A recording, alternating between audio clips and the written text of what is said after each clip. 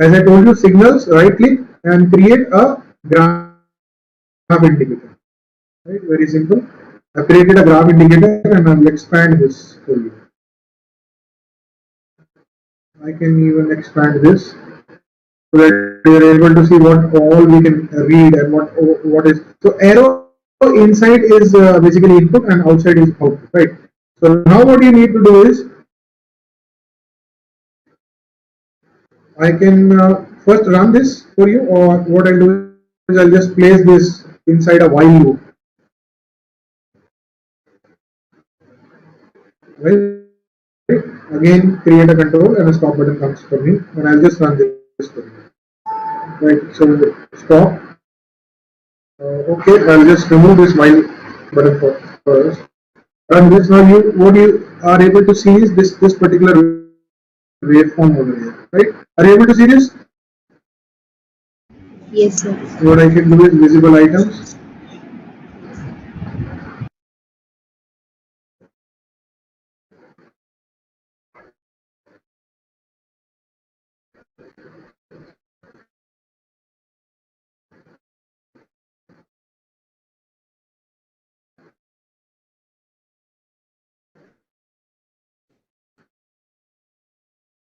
Now this is particular ECG waveform which has some noise inside it. If all of you are able to see this, are you able to see this?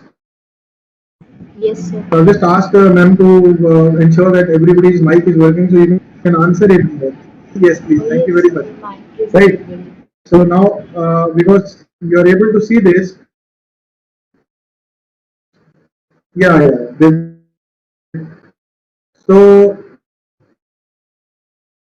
what we can do is the first part is that ECG waveform is coming in front of you. Now there is no ECG machine available with me. What I've taken is I've taken some data, and now what I'll do is I'll show you how to process this data. Right. So let me just make another graph over here.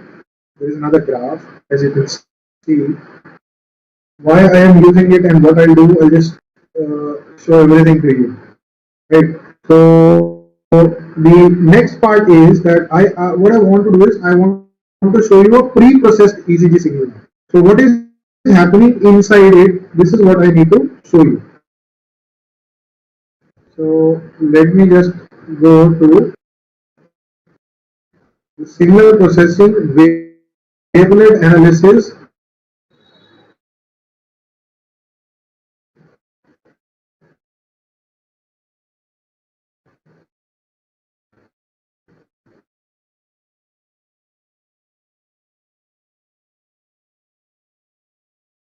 Wavelet analysis, and then we have the feature extraction called as wavelet denoiser.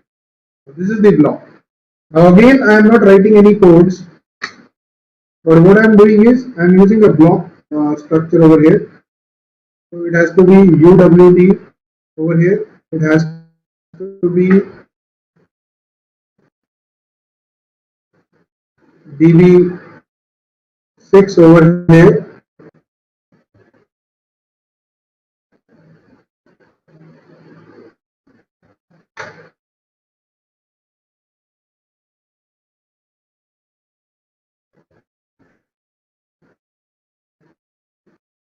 So we'll make it DB6 so that it now it is looking like a waveform, right? You can see this DB6.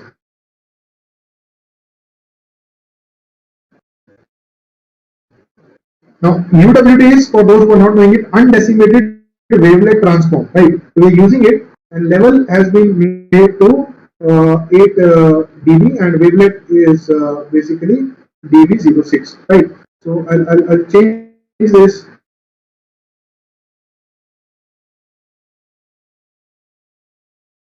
So I'll change this to 8 over here and press OK to this.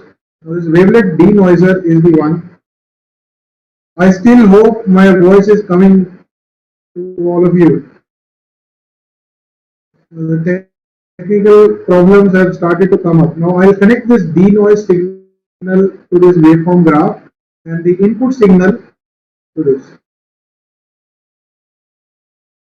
Is my screen visible and my voice coming, ma'am? Please, because this is important. I have to show this to you. Yes, sir, it's perfectly fine. Great, great.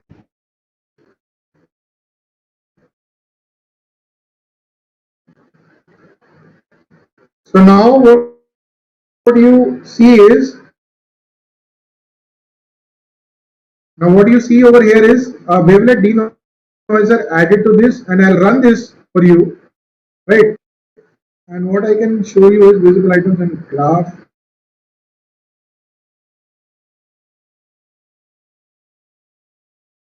Coming over here.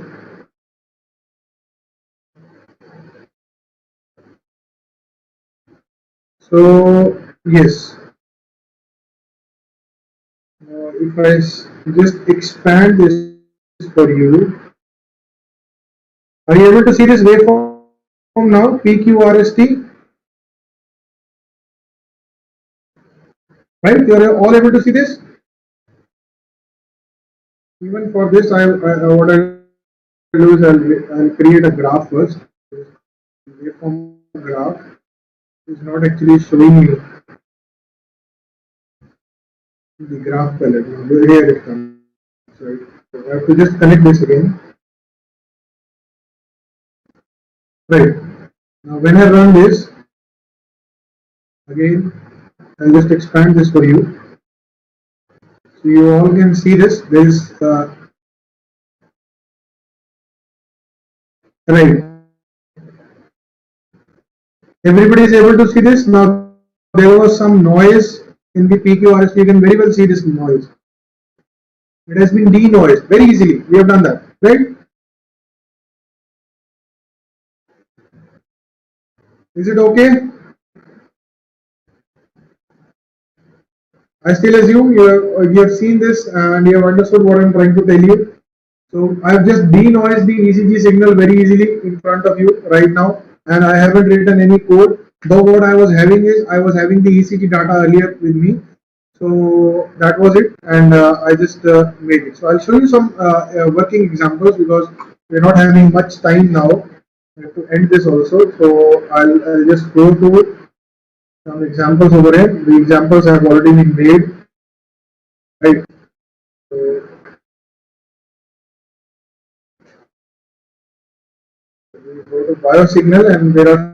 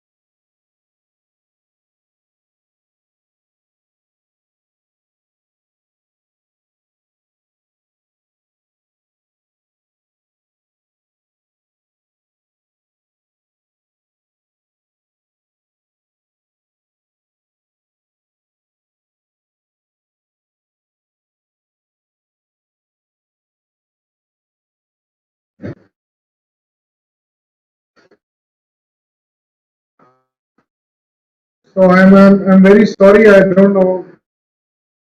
Hello. Yes, sir. Yeah, is my voice coming now? Yes, sir. It is audible. I'm very sorry. There is some. I had actually thought about this. That this would happen because the connection was going and coming. So you're still able to see my screen and hear my voice. So voice is fine, but screen is not visible.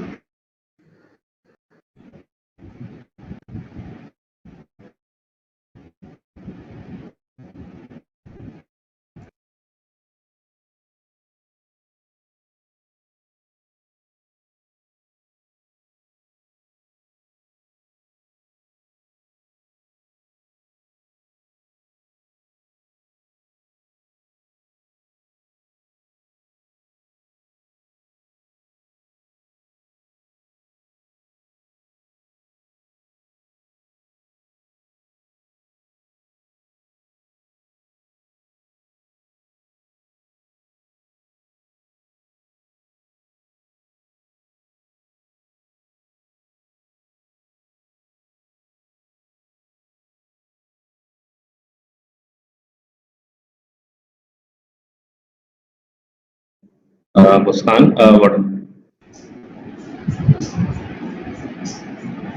hello. Thank you, sir. Uh, what happened? Connection is break. No? Yes, sir. Some connectivity issues are there. Okay. Just check and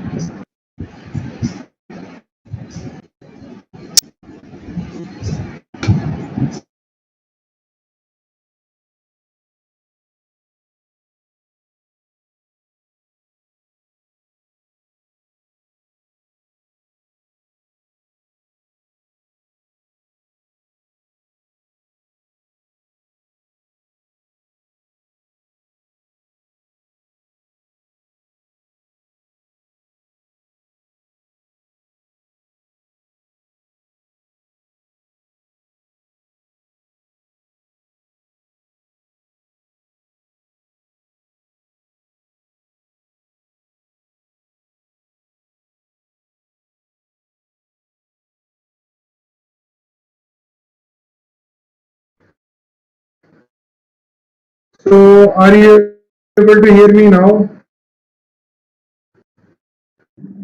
Yes, sir. yes, sir. Yes, sir. We can hear you. Please, sir. Proceed, sir. I'm sorry, sir. I'm so sorry for the hiccups happening. No, sir. The We problem is understand that yours. now you again have to make me be These, in the sir, these are the panelist real time so that problem, I can and share this my is this. screen. Yeah, this is the scope of research also, sir. So that is some scope of improvement. So how to improve, sir? Please, sir. Right, Please, sir. please Right, continue. sir. Right, sir. Please, please continue, Right, sir. sir. Uh, Right. Now, sir, are you able to see my screen? Just tell me, sir. I'll just show the things and then that wrap up the things. Is my screen visible to you, sir? Not right now, sir. Muskan, are you able to see the sir screen? No, sir. I'll just share it again. Just a second. Yeah, is it visible now, sir?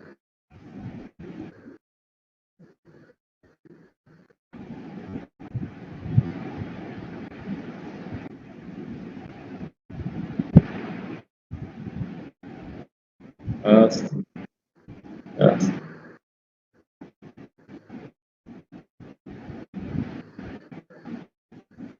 uh, Muskan, Still not are coming, you? sir? No, no, sir. I think that no. So in that case, I've already shared it again.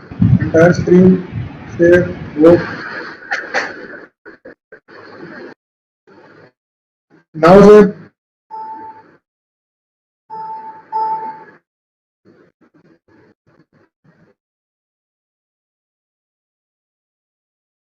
it's still not coming, sir. No, no, sir. No, sir. No, no. It's not coming, sir. Uh, Muskan, can you help? Hello. Can you help in this? No, No, sir, sir. there is There are no. actually network issues. That's why the Okay. screen, the window is coming up, but the screen is not coming up.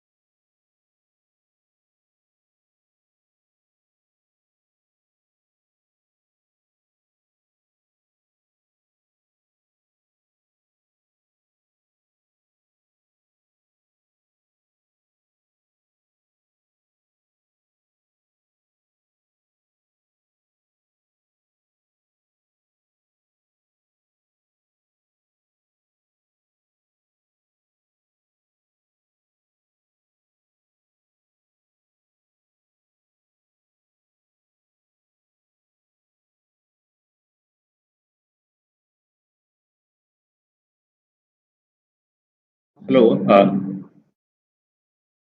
Muskan.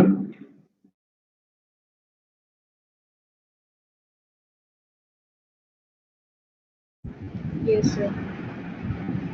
Hello, Dr. Nikhil sir. Can you hear me?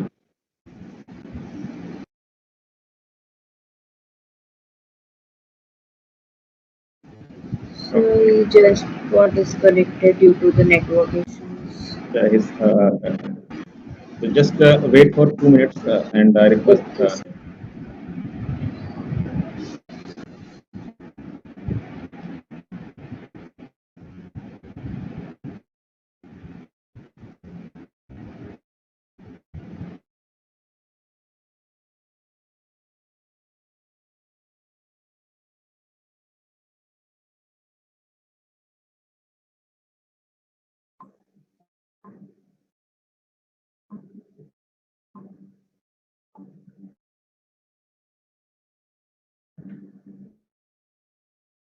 Sir has joined again. Uh, Yes, sir. Are you able to hear me now, sir? yes, sir. Yes, sir.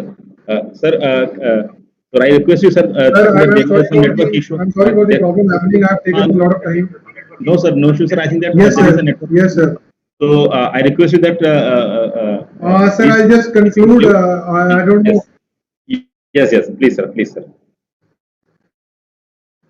Yes, sir. Yes, sir. Yes, sir. Yes, sir. I was just trying to show the final example. I don't know whether the screen is still Uh, coming or not. Sir, I think that due to some bandwidth issue or some low connectivity, so maybe it is not showing. So I think that you just because all the lectures are recording, sir.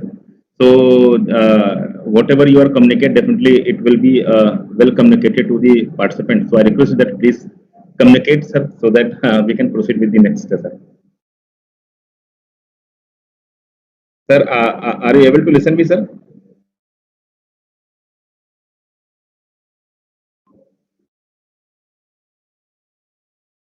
Hello,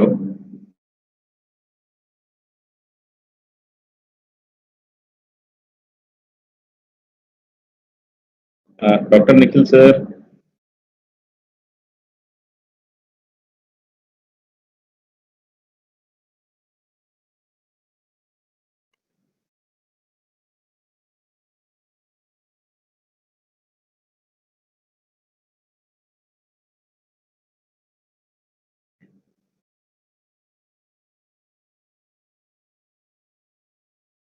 Dr. Nikhil, sir. এদেরকে দিয়ে পরিষ্কার করা হচ্ছে উল্টে যাচ্ছে bathroom পরিষ্কার করা তিনটে বাথরুমে হ্যাঁ তিনটে বাথরুমে প্রায় 900 টাকা করে নেয় Hello. কত না Muskan, No, sir. No, sir. uh, can you sit? Uh, okay, I'm calling. Just sorry for the inconvenience caused, dear participant. Sorry for the inconvenience. I'm just talking to the. I'm just calling the sir, and then proceed for the next. Next.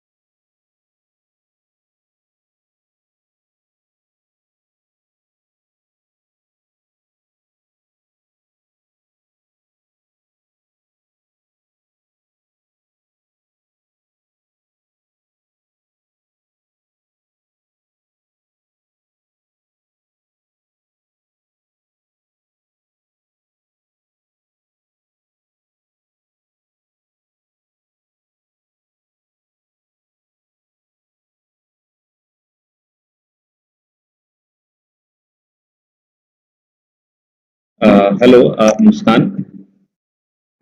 Yes. Uh, Sir, I think that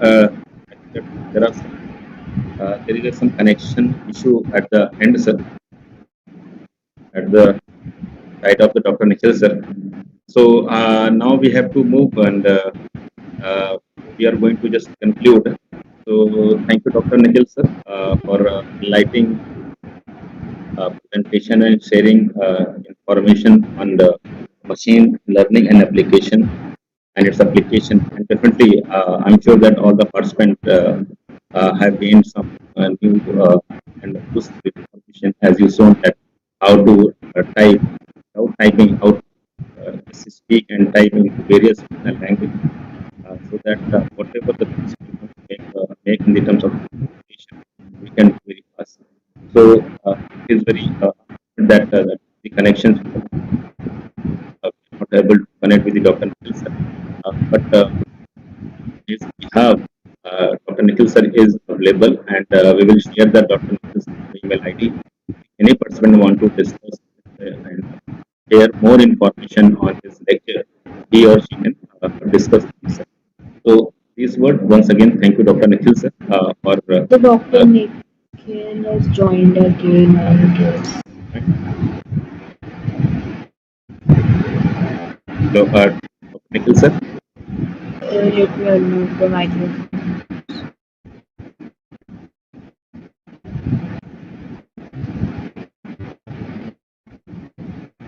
So, hear me now, sir. Sir, I understand that there is a serious network problem at Yes, sir. There's some so I, problem happening.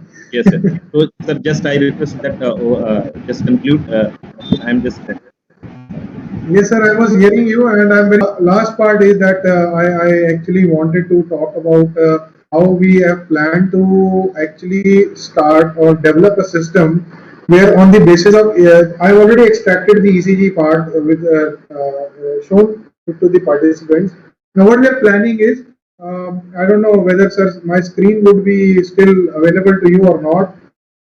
I'm just trying to hardly again to show you my screen. If it is coming, I'll just show it within a minute. So we are planning this particular system where the ECG extractions are done, and on the basis of the extracted ECG, we are able to diagnose the problem and recommend the medicine intelligently.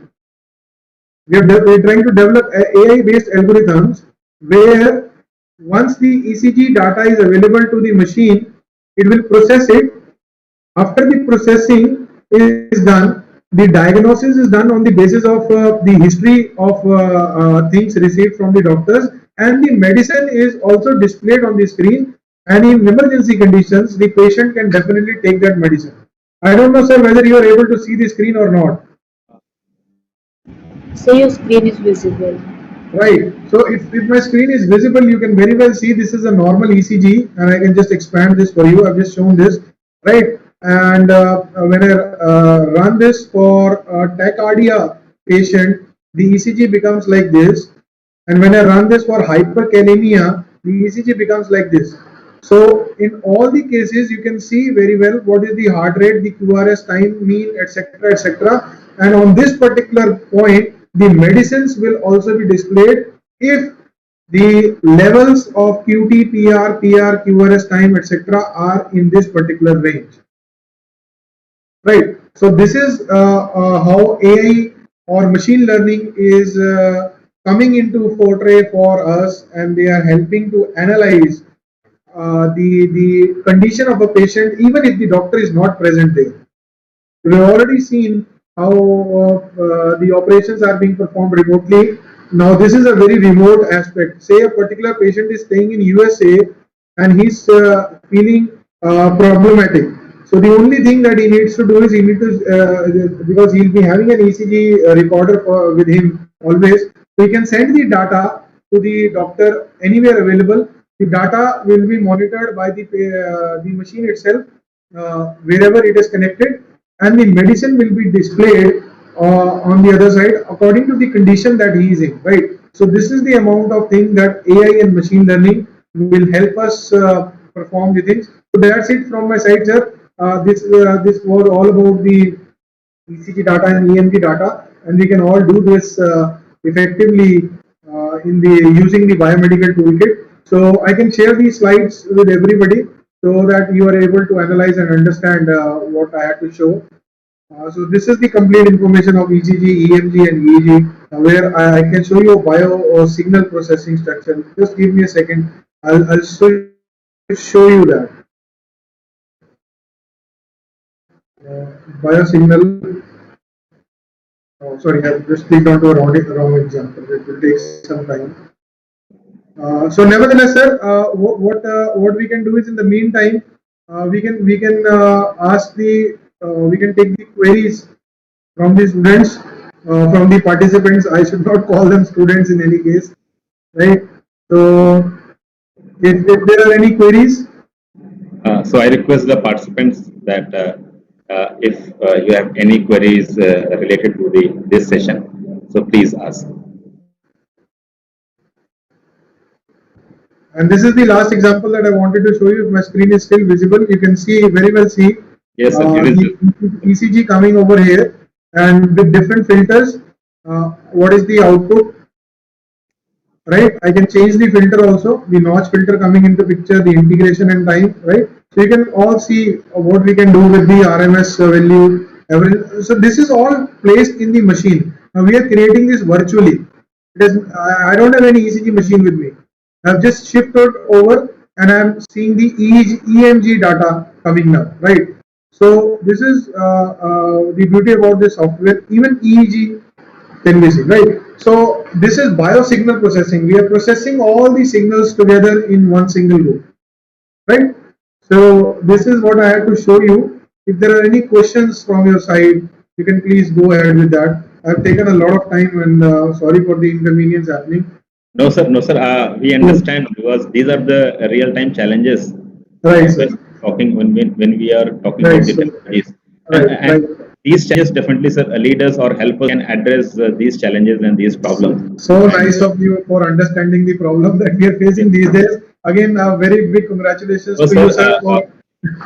What I feel that it is in nature that first we have to see the problems, and then after that we are going toward the mining and then discussion with all the M&A and how to overcome with these problems and maybe technological help, maybe the thinking. So first, definitely the problem's importance is always be there because problems give a lead to think in a new direction.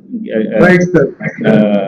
Give a new way of thinking. So if there is no problem, definitely I think that it is very difficult to move forward. So problem is always be a very positive source of inspirations to move forward and find the solutions toward the problem, so that we can go ahead.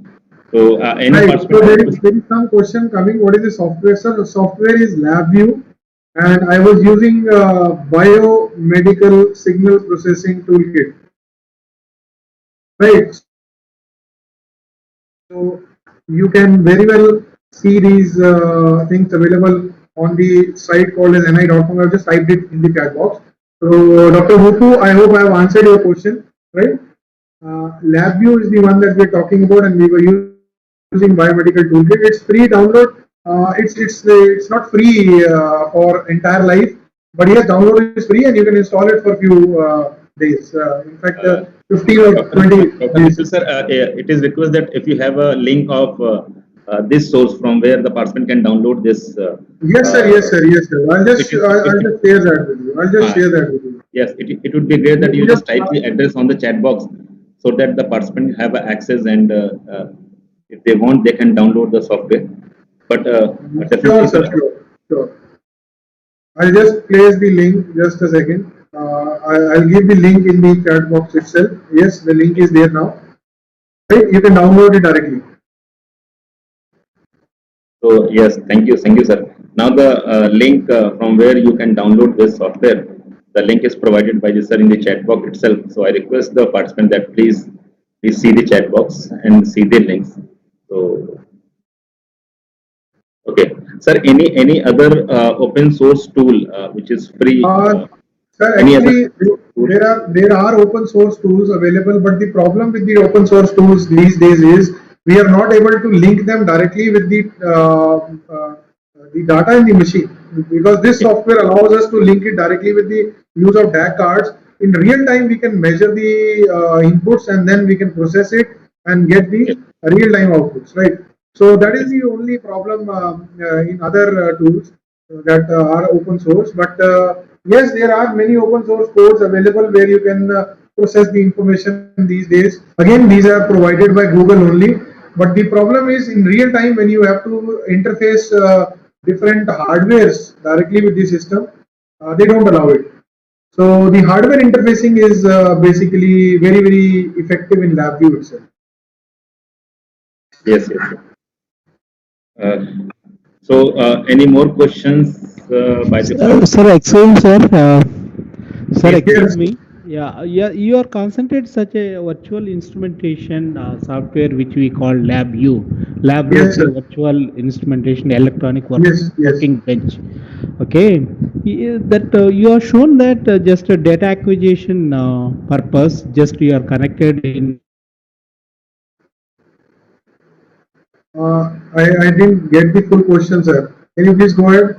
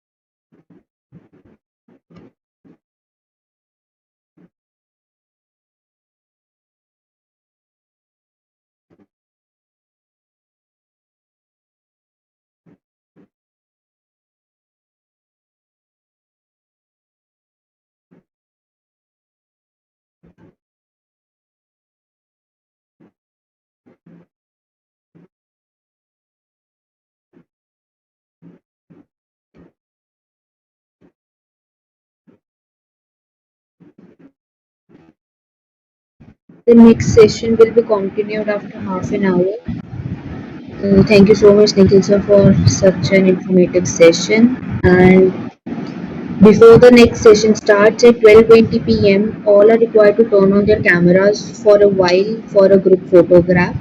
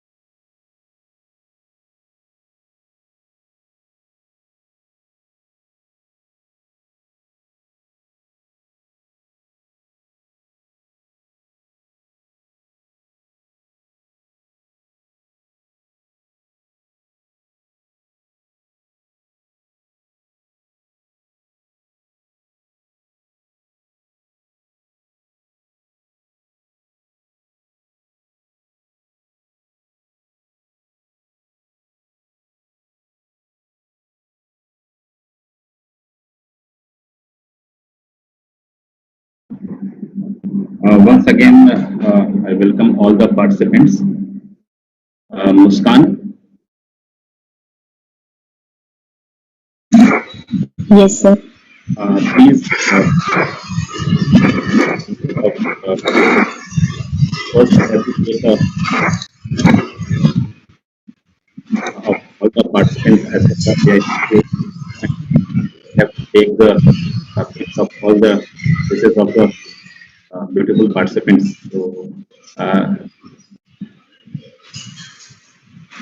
you recorded, or please, Muskan, over to you. Okay, sir. There is a tool that which on that one so that Yes. you can adjust their faces. Yes, sir.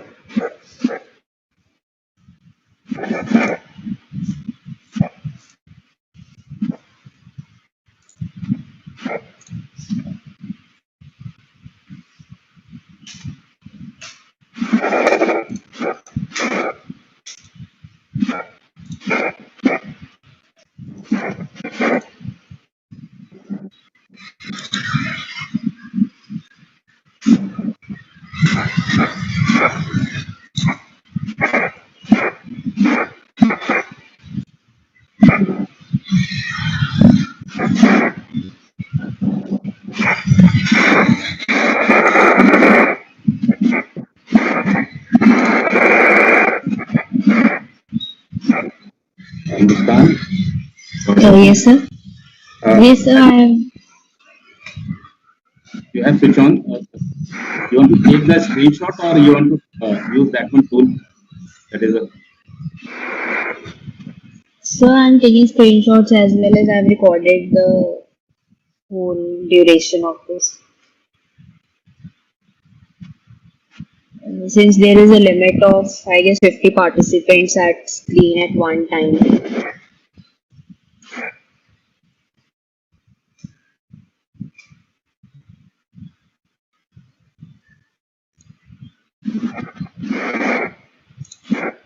call you have taken off. I think there is a tool. There is a tool inside the MS Team. Yes, sir. There is a tool in the MS Yes, sir, called they are Chat Chat. together. Yes, sir, there is a together mode in MS Teams, but it has the limit of 50 people per No issue, window. no issue. First, we have to record the 50 people and then request for the Okay. another 50. So in the two bunches, I think that no issue because Okay. yes, there is a limit because I think that 50 is the limit. So first 50, then request the participant that switch off the camera and the remaining because those who could find their faces in that Yes, sir. just because now the last session is my session, so I have to just complete and then go for the uh, another agenda after the lunch that is a quiz and feedback and then validate the sessions. So it's a very wonderful journey with all the participants. And yes, it's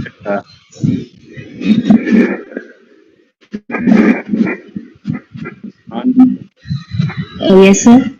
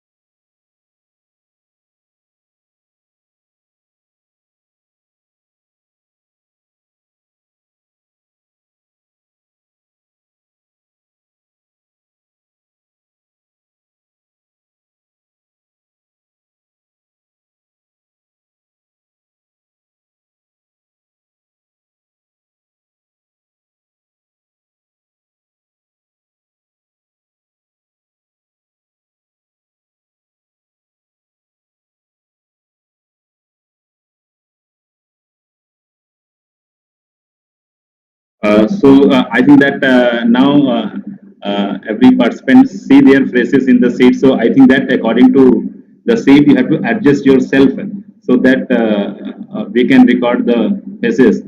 And I think that you can also find yourself where you are. Muskan, now just take the screenshot of this. Muskan, just take the screenshot of this. If you have taken, then please confirm. Muskan, I'm audible. Yes, sir. Yes, I have taken the screenshot. Again, Muskan, keep the screen sharing. Keep the screen sharing, please. Yes, sir. Yes, sir.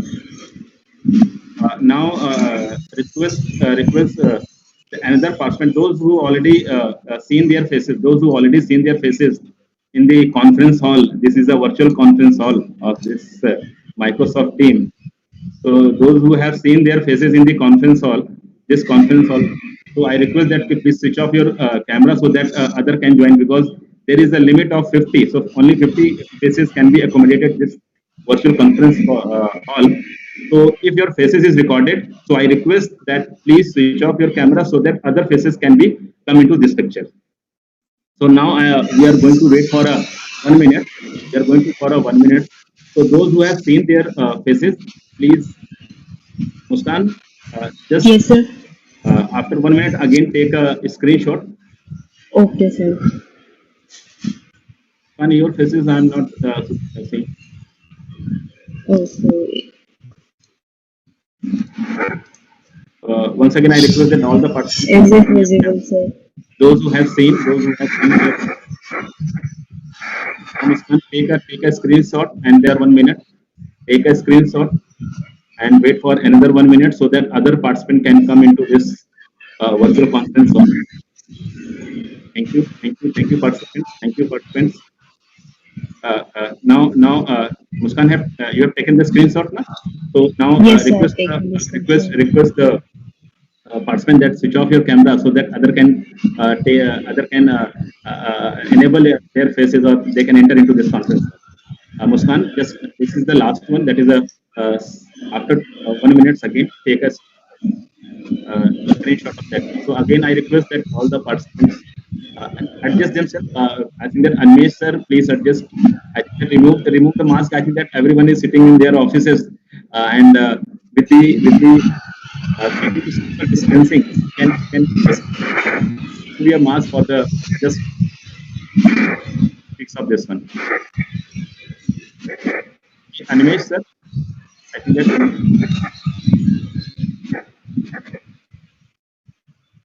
okay. Muskan, you have taken the screenshot of that one. Yes, sir. I've taken the screenshot.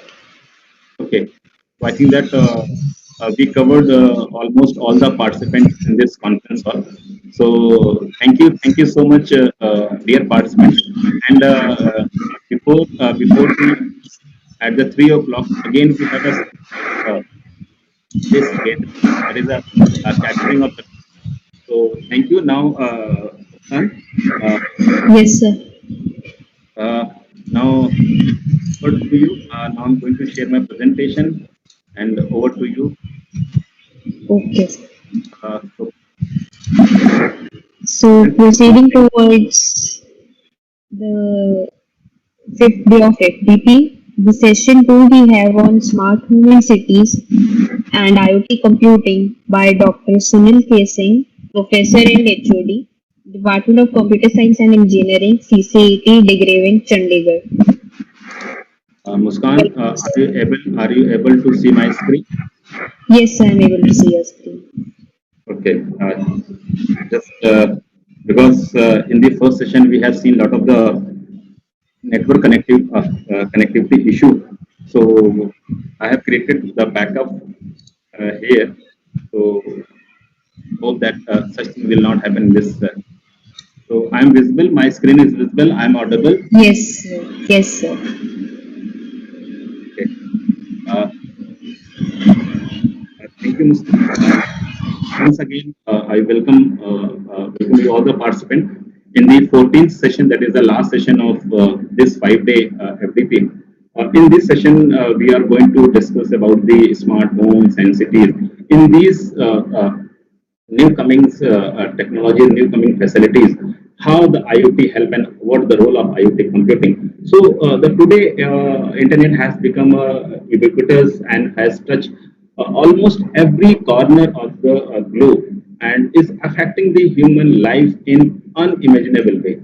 So, however, the journey is far from over, and we are now entering into the era of even more pervasive connectivity, where a wide variety of applications will be connected to the web and helping the people to take the services remotely. So now, as we discussed, many experts have discussed about the benefit, about how the IoT work.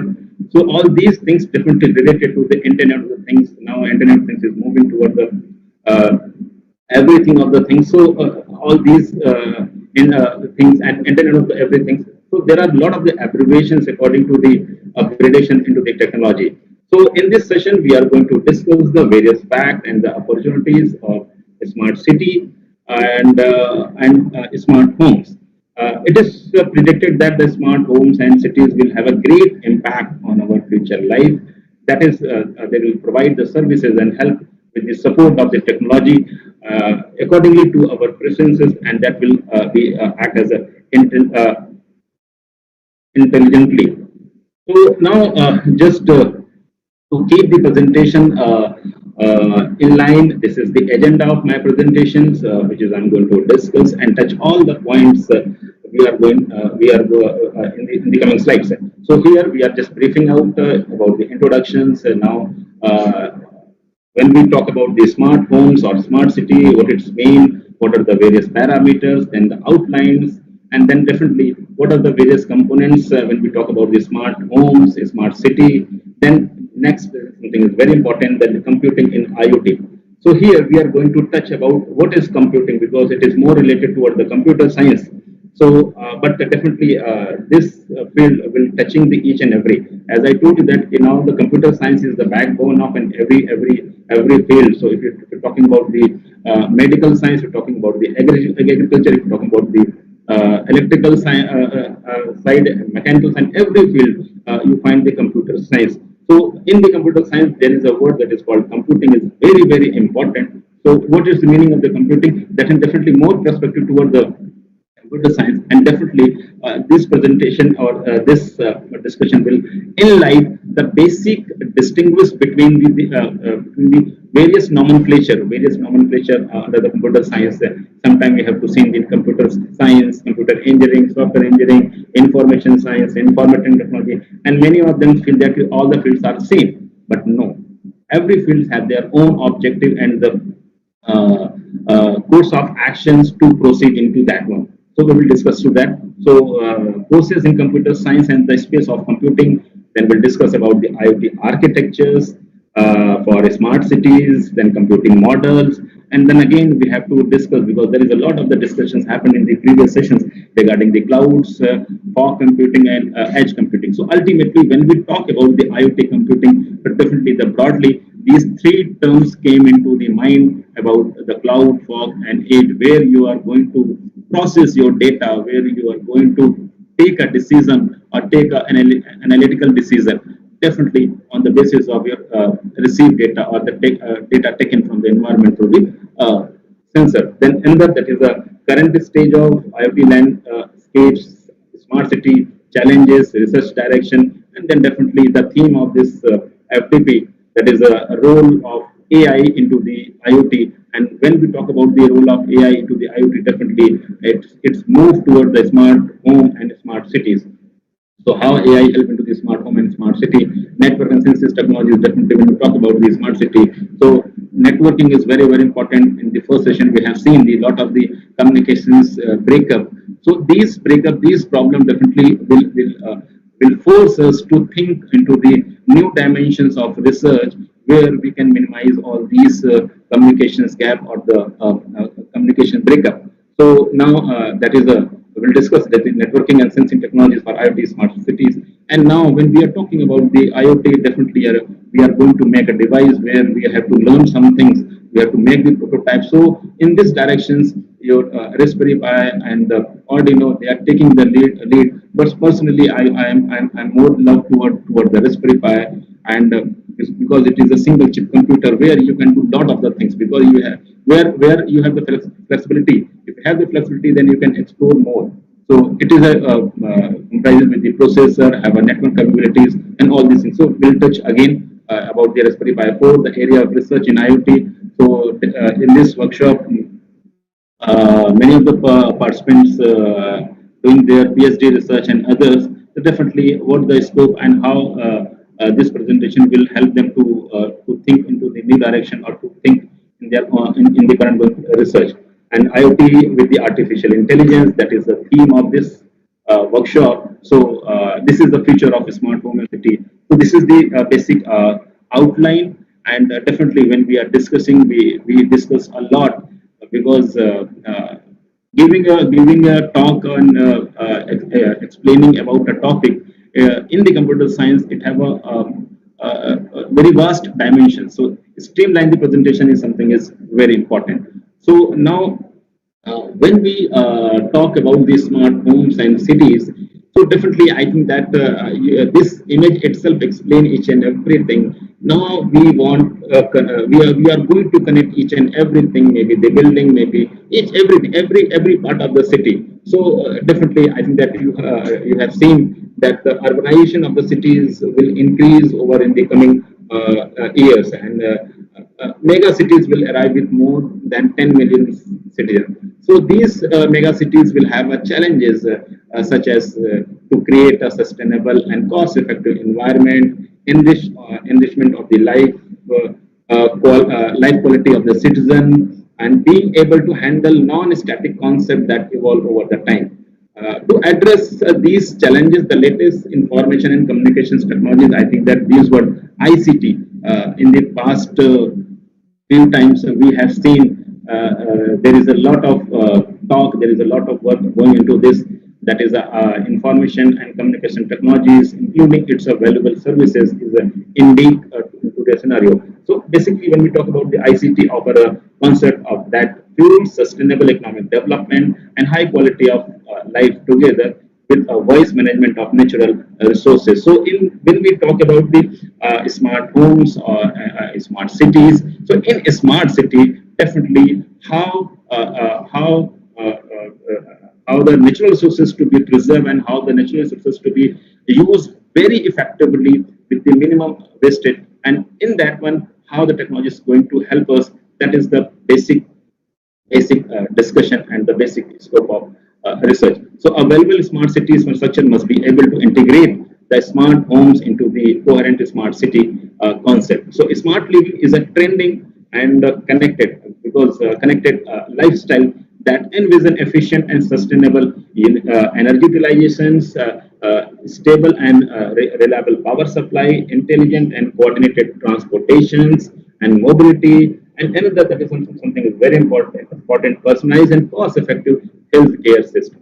So it is a realizations indeed and need of the IoT, and IoT is compelling platform connecting trillions of sensors and collecting the data for connectivity and analyzing all those information. And because of those things, we can realize now realize the watches, that is a smart watches.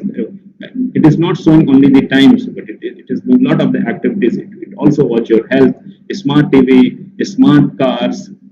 Now there is no need to use the keys to open and close. Again, you have the technologies to control the safety of the cars, smart health, smart homes, smart space, now smart grids.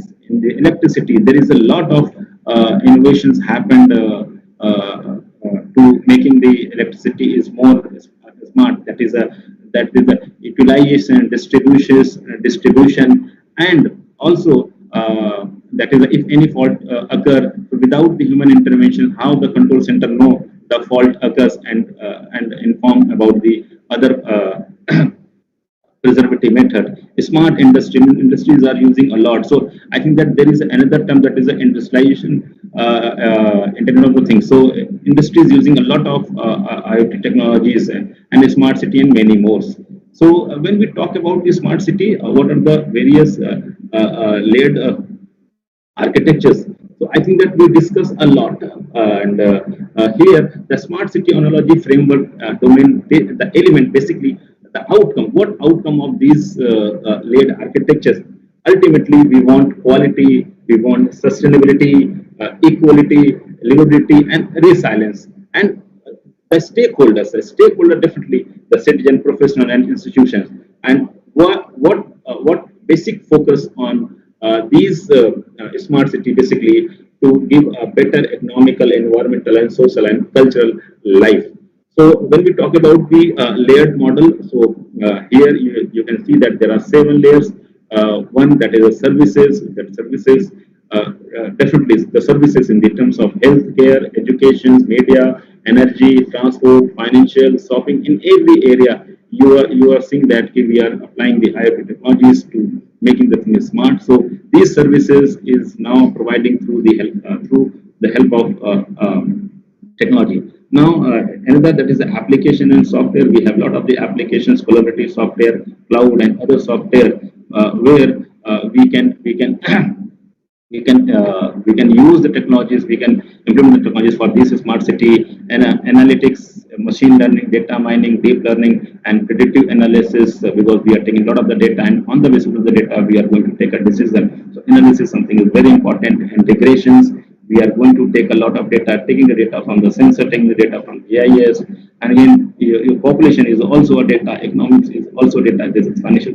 So that is the integration of all the data, that is the interconnections. As I told that connectivity is very, very important. And then now, from where you are getting all those data, that is the acquisition mechanism. So you are getting the data, pictures data from the camera, you're getting the data from GPS, sensor, smartphone, smartwatches, and many more devices. They are taking the data from the environment and giving to the various applications for analyzing and predicting, and on these two things that you are going to take the action. And now another that is a services, to the people, and definitely we are also using these technologies to maintain the city infrastructures. That's why we are telling that a smart city. So with the help of the technology, we are maintaining the infrastructure of the cities, like maintaining the roads, train, building, buses, street light, and so many things. So here you are just seeing that security and privacy and management is also one of the major concerns,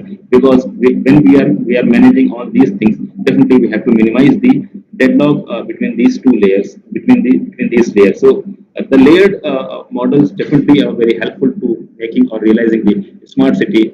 Now the outline, when we talk about the smart city, so it is hard to define the smart city. In fact, the city claimed to be smart based on the variety of the criteria. Maybe the implementing the novel e-governance scheme. Some cities implementing a novel e-governance scheme. They are saying that yes, we are the smart because our services to be given with the help of the technologies. some cities creating a social learning ventures. Some cities develop a very novel and transparent community engagement programs focusing on sustainable living as well as more typical applications of information and communication technologies. So, smart city to be the application of various information and communication technology with the aim to create a better life experience of our city populations. So, I think that there are various components, and these various components have a variety of the benefits. But what I feel that there are three major benefits. The three that is a climate control, climate goal achievement, because in the smart city, basically, we are going to manage the energy resources. Energy management means we are trying to make a smart transportation system. So that whatever the energy emissions we are releasing into the environment, we can minimize, because the global and the warming is one of the very challenging area, and every country facing this problem. So how we are going to reduce this global warming? I will share one data with all of you, that a live data, that is a livestat.com, where we are saying that how much energy we are creating, how much energy we are releasing in the environment, because everyone knows that energy cannot be created, cannot be destroyed. It is transferred from one form to the another form. So how we minimize the utilization of energy, and definitely the objective to maximize the performance. So that minimum use of energy means minimum release of energy into the environment, and if we are releasing the minimum energy, that's why we can control the whole environmental resources. That's why every country is now emphasizing, and this COVID is also given a lessons to all of us, that the importance of oxygen, the importance of greenery and other things. So that's why every city is now emphasize for the plantation of more plants.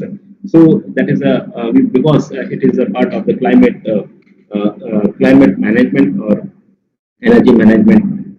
Another, that is the money. That is definitely we want to save the money. It is in the terms of taking the facilities, saving the money, and it is also in the terms of the industries. Industries coming a lot in this area, and there is a lot of the research. There is a lot of the reports saying that that is a $1 trillion that is a market $1 trillion by the 2025, and this is a very huge monitoring incentive, not for the government but also the private companies to actively contribute to the development of technologies and supporting this smart city development. So the markets which is dedicated towards the smart city, maybe in the terms of technologies, in the terms of the financial. So it is a prediction that by the 2025, the market, that is a $1 trillion. So you can just see that now everyone have a taking the interest into this area. And that is the third, that is social impact. That is at the end of the day, we are investing, we are controlling the environment, and we are investing a lot of money by the companies, by the other organizations. Why? And because we want to make a smart and safe and secure and peaceful life in the city as well as in the home. Because when we talk about the city, it is definitely comprises with the home. So, and definitely home is also comprises with the many electrical appliances. So how we use the technologies to control smartly. So smart city components, as I told you that we'll discuss is agriculture, home, industry, energy, health, transportations, and secure and transportations, and how these things to be realized. Definitely, there is an opportunity, there is a challenges also, and we also emphasize that go on the SWOT analysis, because these SWOT analysis give a future course of actions that how to move. So now another, that is when we talk about this presentation is dedicated for the smart homes and the smart city. So definitely we have to discuss what are the various components of an smart city or smart home. So let us have a look on the smart home component, and the smart homes allow a homeowner to control the various appliances and other device remotely using the smartphone and the tablet through the internet connections. Right now, I'm delivering my session or interacting with all of you that. But yes, I have a surveillance camera in my home. I'm also watching real time. Have a surveillance on my home and nearby area. So this is something. This is, I can say that my home is a smart home because yeah, wherever I move, but I have a key eye on the area nearby my home because we have facilities in our smartphones and tablets have facilities in smartphone and tablets to see the virtually our nearby things. So another smart home can be set up through the wireless and wired hardware. The smart home technology is provided to homeowners with the convenience and the cost of saving. As I told that if we are able now in this time, the connectivity and the internet service providing is not costly. It's very cheap right now. So now I think that every service provider giving the 1 month pack with the unlimited uh, uh, internet speed in some fixed amount. So I think that it is a very cost effective also. So security risk, yes, there is a security risk and the bugs continue to tech maker and the user for the smart home technology. So it is very important to understand that these smart home components ultimately to manage all the electronic compliances and here you can see in this figure here you can see in this figure this is a home and we are trying to just highlight something that is a lighting programs. So you can make your lighting programs more intently and according to the daylight. So if the daylight is going off, so you have some sensor and that sensor sense the daylight and according to daylight your light is switched and on and off. Here you can see that the cameras, you can put the camera around your home for the safety and again these camera to be connected over the net and definitely there is an application as I told you that when we talk about the IoT applications network and the device. So here is a device and network that is the internet and in mobile you have an application. So you are connected through the network to these security cameras and watch in the real time. Now you have a smart doors, smart locks, and I think that in today's scenario, you are seeing that people have a smart door with the barcode access. So they are just showing the they are just showing the barcode and they can access. And now they have a smart door opening and closing and another appliances they have a smart AC, so they can control the ACs remotely. Before now suppose that I want to reach home after 10 minutes and now it is too hot, so before reaching the home I can switch on office remotely and when I'll reach my home then the room is in normal temperature, so again we can switch on switch off the devices, washing machine also. I think that everyone knows that the washing machine can be set and remotely you can on and off. So there is a lot of the things that is these are the basic component of the smart homes.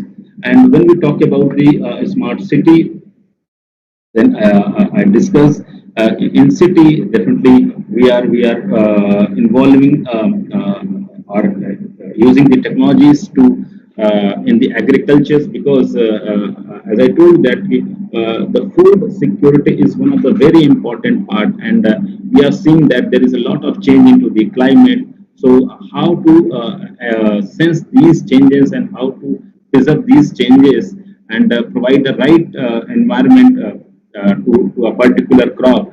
So how to take the decision for that technology will help a lot. Now another to provide the various cities provide the various city services. So again we are using the technologies. I think that and smart transportation, smart home, smart energy. Now every homes right now they are using the smart energy meters. So these energy meter intelligently just calculate all the energy consumptions and provide the reports to your mobile phones. So you can also you can see the energy consumptions every day or according to compliance also. smart infrastructures, facilities, and another that is a smart health. There is a lot of research, there is a lot of things going on into the smart health. That is something is very important. And energy industry is also using a lot these technologies to just operate. So initially 20 years, 30 years back, it is very difficult for the industry owner. They are moving a lot from one place to another place to see the operation of their industries. So now in the present scenario, they are not moving. They are watching, controlling, and monitoring and managing all the industrial operations from one place, from their central office. So this is one go where they can save the money, save the time, and definitely when they are going to save their time and save the money, that save time and money put into the other area of development, and that will definitely benefit to the societies and countries. So this is the smart city. Now, as I told that is something is very important when we talk about the computing in IoT. So when we talk about the computing, definitely we'll talk in the subsequent slides when we talk about the IoT computing. So IoT computing basically relate with your edge computing or fog computing or cloud computing. So, but before going to that one, just remove the part of IoT. When we just stick on the computing, what I mean computing. So computing basically it's a provide have the flexibility to learn some things and do according to that one. So in IoT, when we are going to do some things, when we are processing some things, definitely we are going to learn the data from the environment, and we have the flexibility. And these flexibility definitely give more analytical view to think in a different direction. So when we talk about the computing, only just take itself that is a computing. So computing, we can define the computing to mean any goal-oriented activities requiring the benefiting from or creating the computers. And computing includes designing and building hardware and software system for a wide range of purpose, processing, structuring, and managing various kind of information. And we can also define the computing to doing scientific studies using the computers, making computer system behave intelligently, creating and using the communications, entertainment media, finding and gathering information, analyzing the information, predicting the analysis on the basis of the gathered information, and any other relevant area where we have to do some things before predicting something. So when we talk about the computing, will continue a very challenging career opportunities, and those who work in the computing will have a crucial role in shaping the future. So computing is the basis of computation, and computation is the basis of the computer science. So when we talk about the computer science, I think that the computing is one of the core part of the computer science. So how to process the information, how to manipulate the output, with the various data and operation. That is something is very important, and for that we have different programming languages and platform. With the help of that, when we perform the computing. So when we talk about the various courses into the computing. So a dramatic growth in the number of computing disciplines and their collective impact on society requires that the computing discipline articulate a shared identity. So I think that you have seen these disciplines. When you talk about the courses in computing, so you have seen the courses that is the computer science. Your student may be doing the computer science, some student doing the information system, some doing student saying that yes, I'm doing the software engineering. Someone say that I'm doing the computer engineering, and some saying that yes, I'm doing the information technology. What it's mean, in what, how they are differ, or all together are same, only just have a different name. So no, it is not just distinguished on the basis of name. Every discipline have their own scope, and these scopes must be well defined. That is a space of computing, the space of computing. So when we talk about the space of computing, we have to just take the dimension. That is two things. That is the theoretical aspect of the knowledge or concept, and then the application development. So more theory and more applied. But where you are going to apply these knowledge, where you are going to apply these applications. So maybe the organizations, solving the organization issues or the information system, maybe you are going to develop some applications which help to the system to run. Maybe you are going to develop a core software system and technologies to run the system and system architectures, and maybe in the last, maybe you are going to develop a hardware, that is a computer hardware and architecture. So now we just take a very quick look on each and every discipline. As I told you that because all these reports are available, these reports are taken from the ACM curricula. I think that everyone aware about the ACM, Association of Computing Machinery. It is one of the leading professional society of world, where all the eminent academicians, industries, professional students, researchers, they all part of that one society. And any happening in the computer science, any happening in the computing, definitely will take a first place and first appearance into the Association of Computing Machinery. That is something very, very important. Muskan, I'm audible. Hello, because Yes, sir. uh, Yes, sir. so everything is going well. Yes, sir. Everything is fine. Yeah, because uh, uh, when we are going to present, so we are not able to see all those other space. So as I told that. That is something is very important. So I request all the participants that please visit the acm.org. If you want to update, if you want to see the latest information, latest happening into the computer science, I humbly request that please plug in with the acm.org, or also pass this information to your student that they must plug into these acm.org, because it is not only the computer science, it is a place where you can find the development in computer science and how the computer science helping the other areas, how the computer science inculcating or involvement of computer science into the other areas. That is something is very important. And from the ACM, you can find the various research happening, various research opportunities, grant, and other things. Or another, that is a very best part. That is you will find a very good community from where you can get a lot of the guidance, motivations, and the research guidance also. It will be a very great platform. So all these things will be taken from the ACM curricula. So when we talk about the computer engineering, so uh, just making the point. So here you just see that the theoretical application deployment, and now here the area where you are going to utilize your knowledge means ultimately where you are going to concentrate. So here that is a computer engineering more toward the theoretical part, more toward the application development, about the complete hardware knowledge, software knowledge, system application, and the application development. Application development, that is a development on the software and other things.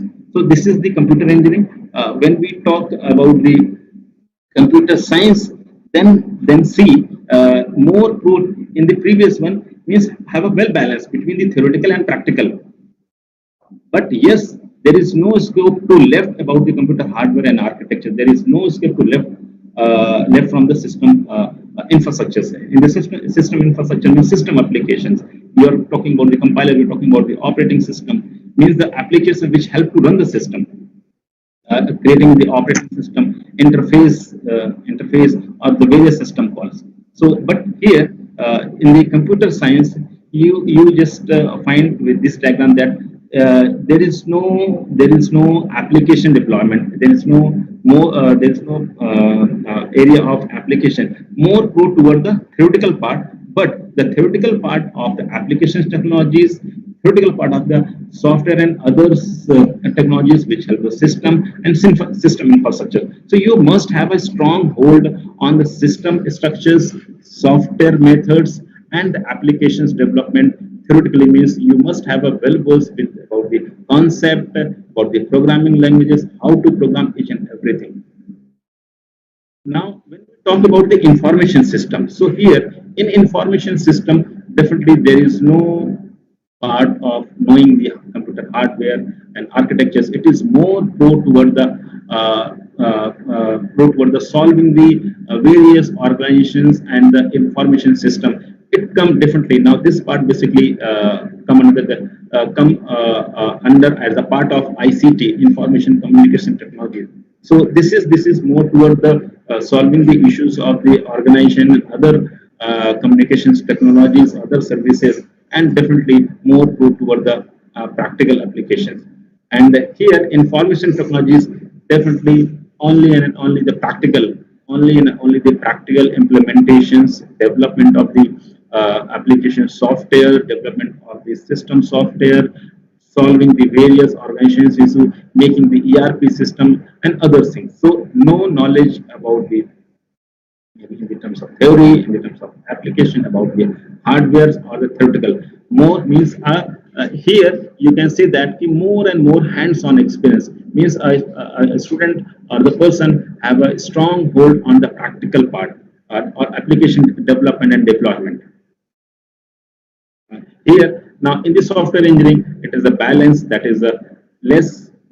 I think that knowledgeable about the knowing about the computer hardware and software, and not more go toward the solving the organizational issues, but yes, more toward how to design the software, what are the various parameters of the software. They talk about the various software modules, how to develop. That is, they talk about the software processes. So it deal with these two, and again have a both the balance about theoretical and the practical part. So this is common with the software engineering. It's happened that teachers who is in this expertise in the software engineering, and now some universities giving the that yes, you just set the paper for the computer architectures. So it is not justified. It is not justified. Only the professor or the teachers or any professional who have the expertise into the software engineering, they can set the question paper, they can set deliver the talk into these expertise. This is the basic scope. So now when we talk about the computing, so ultimately we want flexibility, we want performance, but how these computing technologies to be chosen, how these computing technologies to be utilized in a very balanced manner, that we can have a flexibility as well as performance. So we want a diagonal path of these two things. So just I'm taking giving an example, that is a flexibility. A desktop have a lot of the flexibility. You can install many programs. You can run any games. So that is a general purpose system. But it suffer with the performance. But when we talk about the embedded system, so embedded system or application specific software enable embedded system means embedded system have no options to if true embedded system means the application is already installed into this into the hardware. So whenever you just switch on your hardware, it run a same software, same applications. So here you get the maximum performance, means the chance of hanging the system is very minimum. But here in the normal computer, the chance of hanging the system is more, because you have the flexibility to allow, to run, to install, to add, to delete. So you have the flexibility to incorporate many applications. When in embedded system, you don't have any facilities. Everything is pre-installed. So you don't have the flexibility to customize the applications, but you have a maximum performance. But what's the problem? We are generating a lot of the devices that is also harming the environment. If you're getting the maximum flexibility, but definitely compromising with the performance. So how you meet these two things, that is the area of research, that is a concern of all the knowledge minds, how to think, how to balance these flexibility and the performance, so that we can have a have a system in which a person have a flexibility to customize their platform, and also that platform give a good performance. So this is the, and when we talk about the computing space, so you have seen lot of the names. I think that you have seen the parallel or distributed computing. You have seen that the green computing also means your technology is environmental friendly. Means your technology must take minimum power to run the whole thing. So you have to develop the technologies is a less power with the less power means power efficient. So we always talk now. We just taking a very simple example. I think that everyone have experience of these things. When we are going to purchase the AC, we always ask the star, how many star, 4 star, 3 star, 4 star. All these star differently helping the green computing means the power consumption. So people want, yes, we want a AC where we can invest minimum power and get the maximum performance. So that's why there are various and these things, these concepts definitely open a new area of business for the business companies. That's why they are coming with the 1 star, this cost, 2 star, this cost, 3 star, this cost.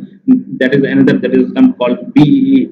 So green computing definitely giving a lot of business, lot of technological improvement and critical thinking, how we develop our technologies which is energy efficient. So this is the green computing. The reconfigurable computing definitely will talk sometimes when I'll get an opportunity.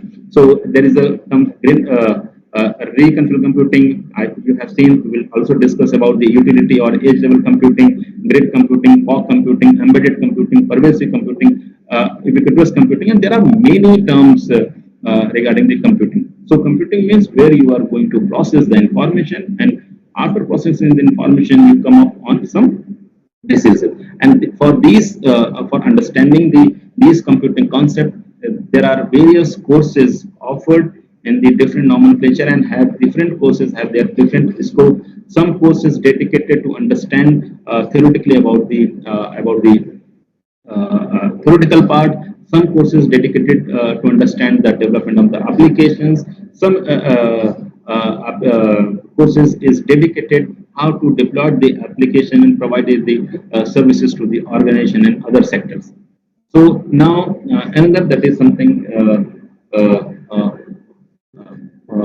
next, that is the IoT architectures for the smart city. So the Internet of Things unfiles the operations. As I told you that is the data sensing, transmitting the data, receiving the data, processing the data, storage through the use of clouds. And based on the technology, a generic IoT architecture is consisting of 5 layers, where the successive layers operate on an information from previous layers. I think that there is a during the doubt and clearing session, I have given I've told that what is the difference between the data and information, and when the sensor are taking the data or information. So actually, in technically, sensor take data or the information. Technically, sensor take the data because we are talking about the data. So, but there is a two terms. When sometimes we talk about the process and information, sometimes talk about the process and the data. Sometimes we talk about the sensor is getting the data, sensor is getting the information. But definitely, this is the various nomenclature used by the used by the various academicians. But in fundamentally, the things to be happened, only one things to be happened. Maybe sensor getting the information, maybe sensor getting the data. If it's getting the data, then we process the data. If it's getting the information, we process the information. So we'll discuss in the end of this presentation. So business layer, as I told you that applications layer, middle layer, networking layer, and sensing layer. So we discuss a lot. But yes, there is a lot of the questions where we have to apply the edge computing, where we have to apply the fog computing, and where we have to apply the cloud computing. So we'll discuss in the coming slide. But yes, cloud computing, definitely we are taking the data. We are gathering the data. For an example, now when I think that everyone have a Facebook account. When we are doing anything in the Facebook, that data is not processed, not stored in our system or the nearby system. It processed somewhere else. So when you have the business model, we want the data in your security, in your purview. So the cloud computing, basically it's done between the business or the applications layer, not at the point where you got the data or received the data. But when we talk about the fog computing, definitely it is just near to the place. Definitely, the first layer, that is where you are going to take the data, is sensing the data. Suppose that you take that data maybe from live from the camera, and then you want to process at the same place. So the sensing layer, if the sensing layer processing your data, then it is known as edge computing. If your network layer, because after sensing, then definitely you have to transmit the data. So if during the transmission means in transmission with the help of the network. So if your network process the data before onward submission, then it's a fog computing. So this diagram, I think that will help you to understand the edge, fog, and cloud.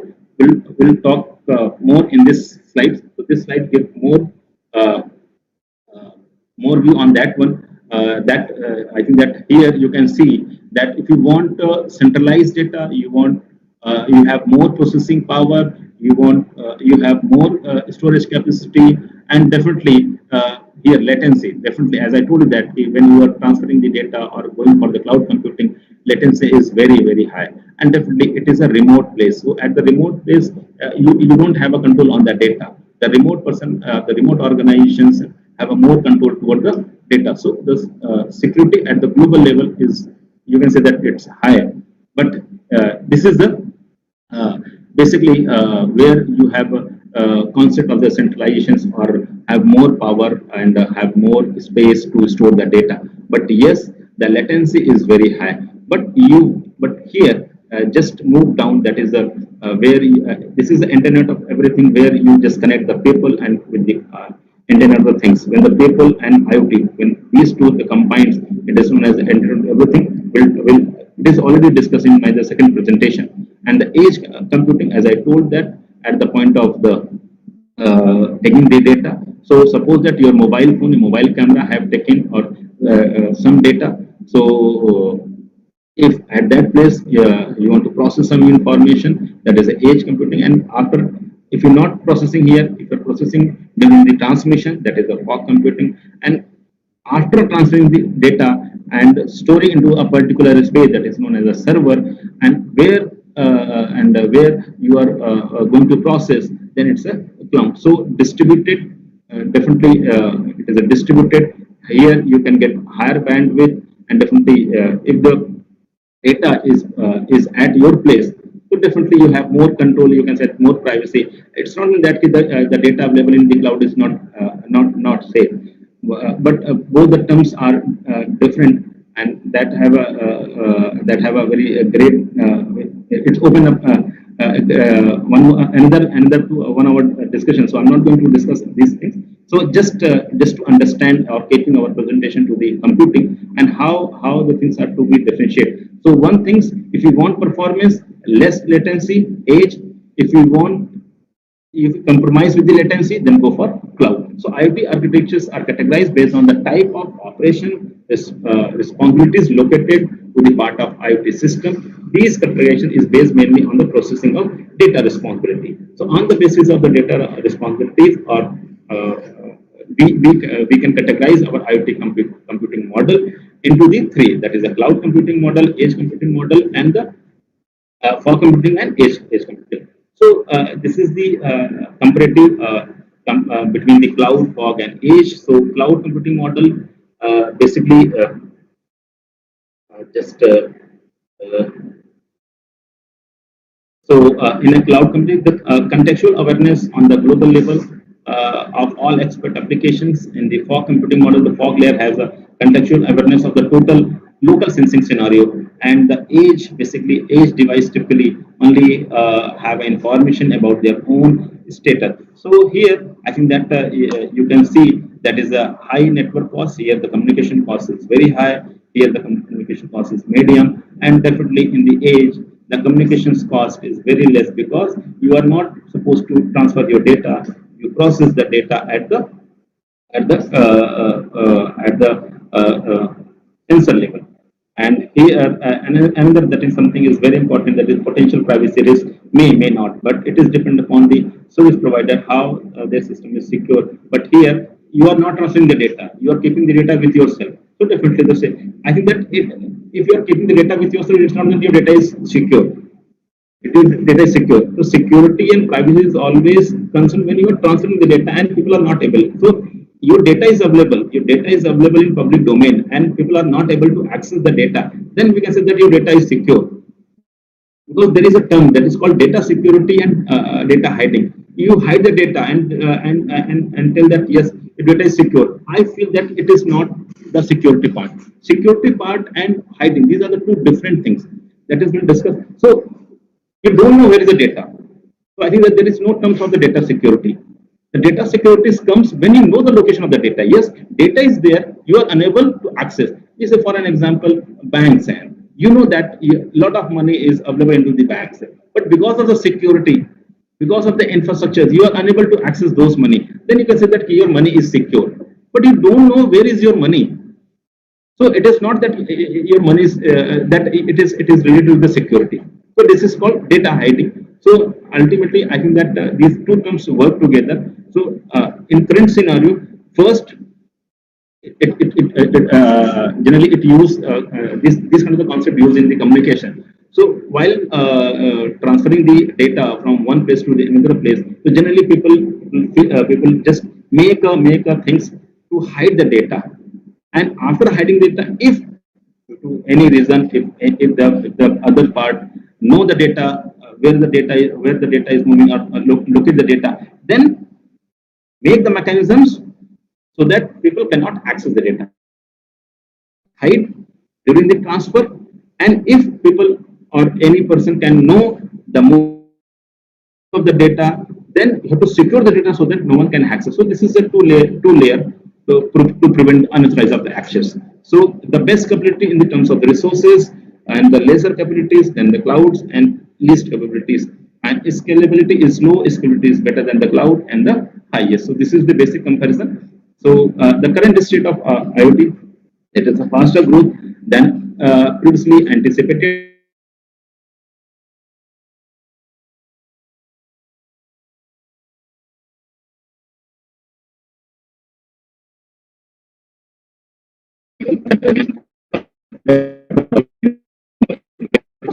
Raised to the 75 billion IoT devices. So I think that you can imagine that how the things are going to be more technological way, and how the investment by the companies in this area. So more investment in medical IoT, industrial IoT, and the intelligent transportation. So these three sectors have seen that more involvement of the technologies, and which provide the greater business.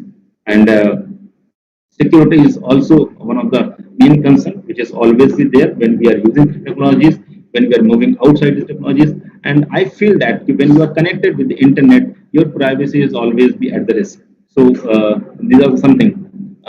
Now more value created from the data. So we know that what the data, what the things we are getting from the environment is always be very important. So data is largely used for the processing, process monitoring and optimizations, and additional value created from the forecast based on IoT data. That is a predictive management. That is something is very important, and increasing now to automate or giving the more intelligence to the system. So use of machine learning and AI to extract the hidden knowledge from the massive amount of data collected by the sensor.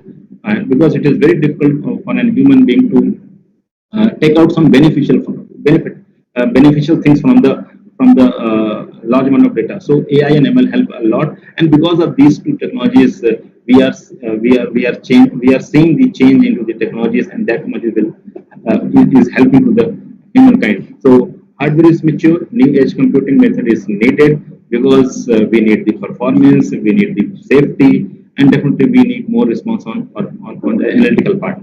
So that is another, which is the theme of this FDP, that is the role of AI and ML in building the smart home and city. So the use of artificial intelligence in a smart city can be life changing if implemented in the right space. And there are multiple zones in the cities or in the urban development where AI can be used to improve the performance and efficiency of a system, as well as the human life. So life and living both. So So AI aim to develop a computing capabilities that mimic the human cognitive functions. And I think that everyone aware, because there is a lot of the discussions happened during the last 5 days about the machine learning is a subset of AI, where we have a various way to learn the some things, that is a supervised learning, unsupervised learning, reinforcement. These are the various categories of the machine learning, and through that we are discovering the new patterns on the basis of the analysis and the learning. And the third, that is another, that is a deep learning, is a family of machine learning that seeks to mimic the biological nerve system. It's just deeper thought and deeper thinking, just like the human brain. So now the next, that is this is again the basic goal of the deep learning. So deep learning is achieved through the neural network structure, and that approximate complex functions through the composition of simple and predefined operations of units, which is often known as the nerves.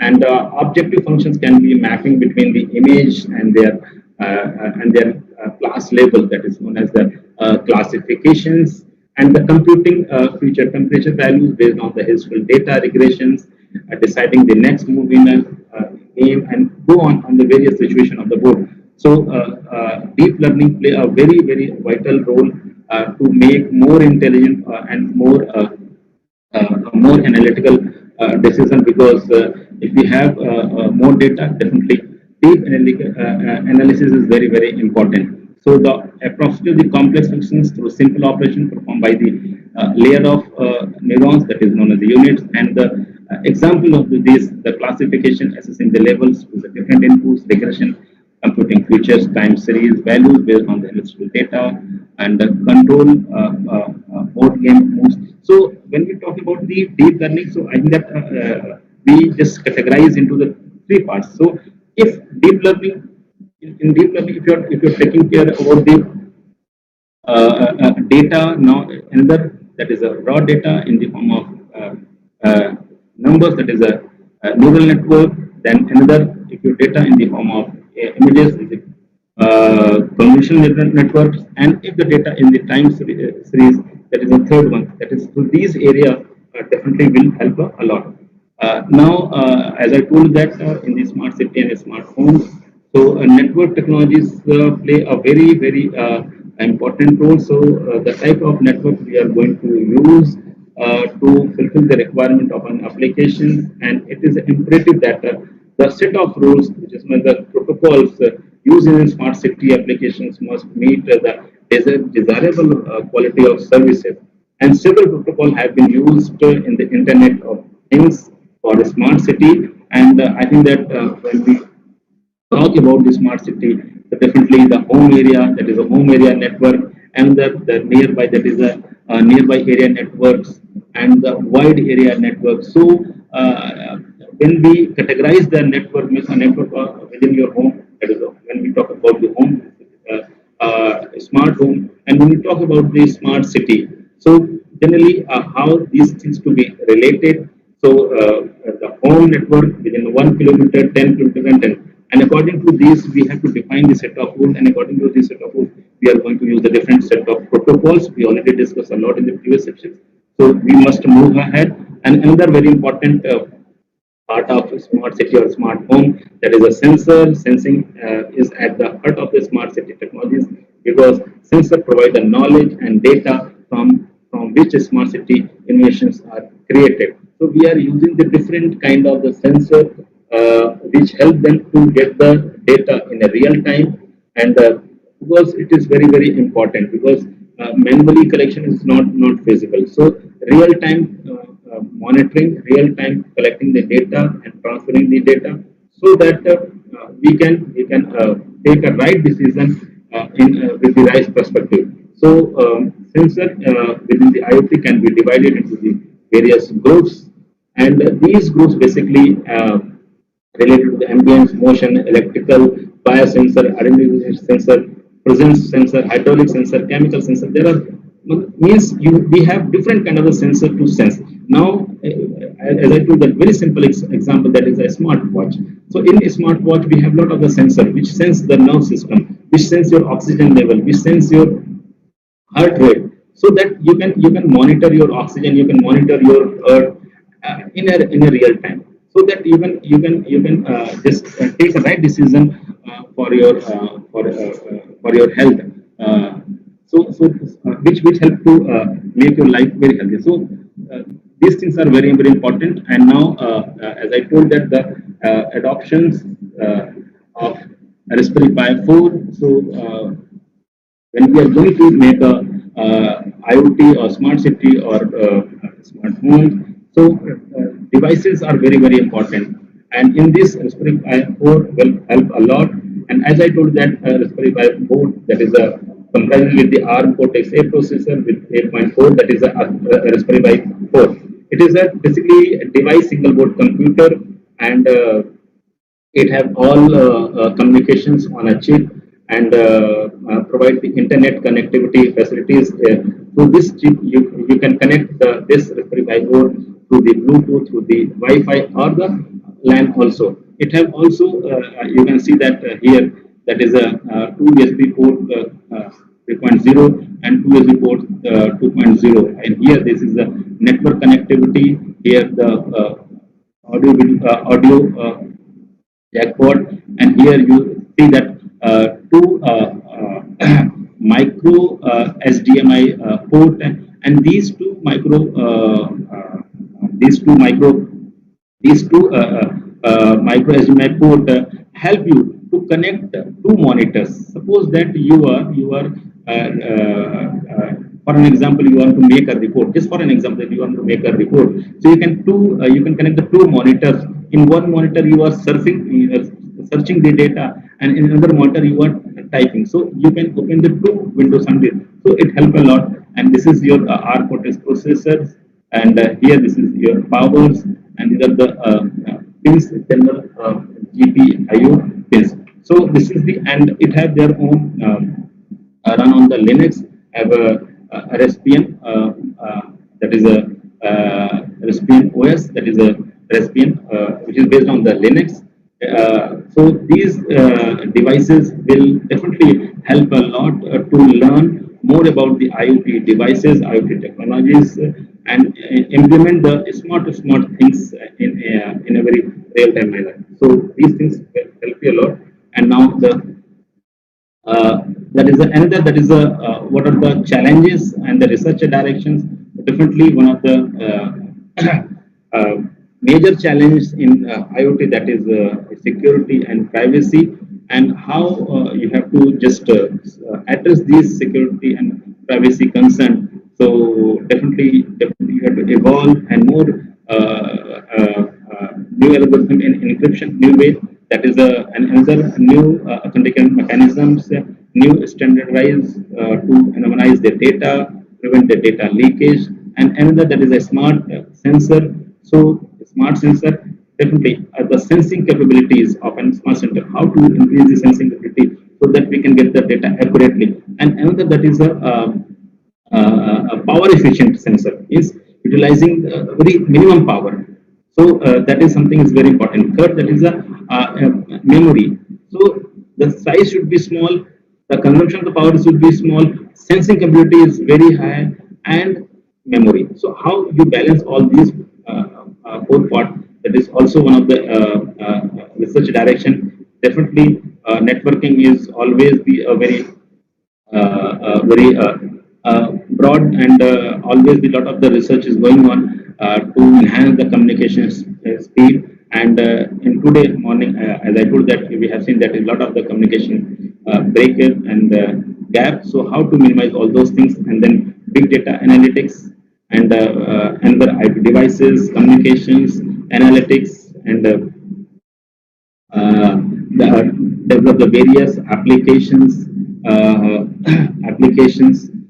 which help to run on cloud, fog, or edge computing, web-based collaboration, social networking, utility applications, security, embedded system, power efficient development of the power efficient computing hardware, power platforms, and other things. And definitely AI, ML, data science, deep learning, computer network computation. These are the technologies where we can explore more and more research, and these research definitely help the to making the smart homes and smart city. So this is the our now we are going to the end of our presentation. That is a when we talk about the IoT with artificial intelligence, this is the theme of this FDP 5 day. So what is the future for the smart homes and cities? So as per the International Financial Corporation, the floor area, I think that I have just taken the data from this IFC report, that is a International Financial Corporation. The floor area of the building we occupy is expected to double by 2060. The most of the growth occurring in residential construction, because you have seen that there is a lot of construction, there is a lot of things is doing in the infrastructural development, and the population growth and urbanization is emerging markets will mean the expanding the cities and rising demand of new housing in urban areas. And it is not only India, around the world. So these trends represent an enormous opportunity to design, to build and operate the homes of tomorrow in a very intelligent way, and that minimize the energy consumption's objective. Again, as I told, that the global warming is one of the greatest and one of the very big challenge for all of us. So in this technological development, we always keep our mind, keep the things of this global warming. So efficient technology, energy efficient innovations always be encouraged.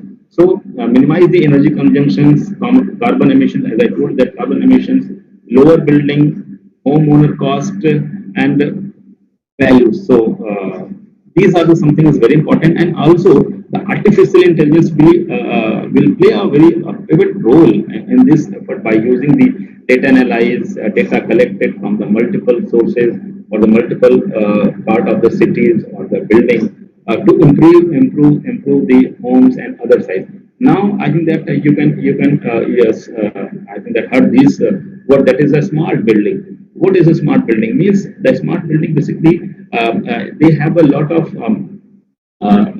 sensing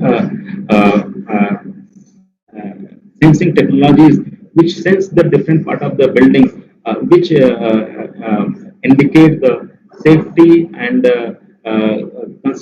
safety constructions, and inform about the stability, about the strength of the building. So building safety now we are determining to the technology. So that's why they are telling that that is a smart building. Means this building is safe, and monitoring the building safety in a real time manner. So this is something is very important. So technology is extensively used in the constructions and urban planning. So just imagine arriving to work on time without getting stuck in a traffic congestions. Imagine getting the perfect spot for parking while you are planning to visit the market or visit any other place. Imagine sending the patient's heart rate to their doctors when he or she is walking, running, or doing any his and her usual activities. Imagine controlling your home appliances from anywhere or anytime, and everything is going smart: automobiles, home industries, healthcare, and agriculture. So before these were myth that is used to exist only in movies, but the advancement of the technologies and the connectivity and the internet and the technologies, these smart initiatives being implemented around the world, and it has been turned into a reality. So this is the future, and now in a conclusion, so as I told you that IoT allow the people to think, to be connected anytime, any place, with anything and anyone, ideally using any path, network, or any services. So IoT technology basically employed to reduce the human effort and improve the quality of life at both places, that is the home and cities. So I think that we are just going to end this session with this remark, because we always talk about the future trends and the learning. My statement, because we have discussed a lot, So our cities, our homes are, are having no expansion, but the technologies have no boundaries. So how these fixed infrastructure, fixed spaces to be given more intelligent with the help of the technology. So yes, there is a no expansion. There is no expansion because the area is fixed about the home, about the cities, but there is no boundaries of the technologies. So with these words, I'm ending my presentation. I'm looking forward to apply the knowledge and the uh, knowledge and the uh, uh, uh, shared with these presentation with this session.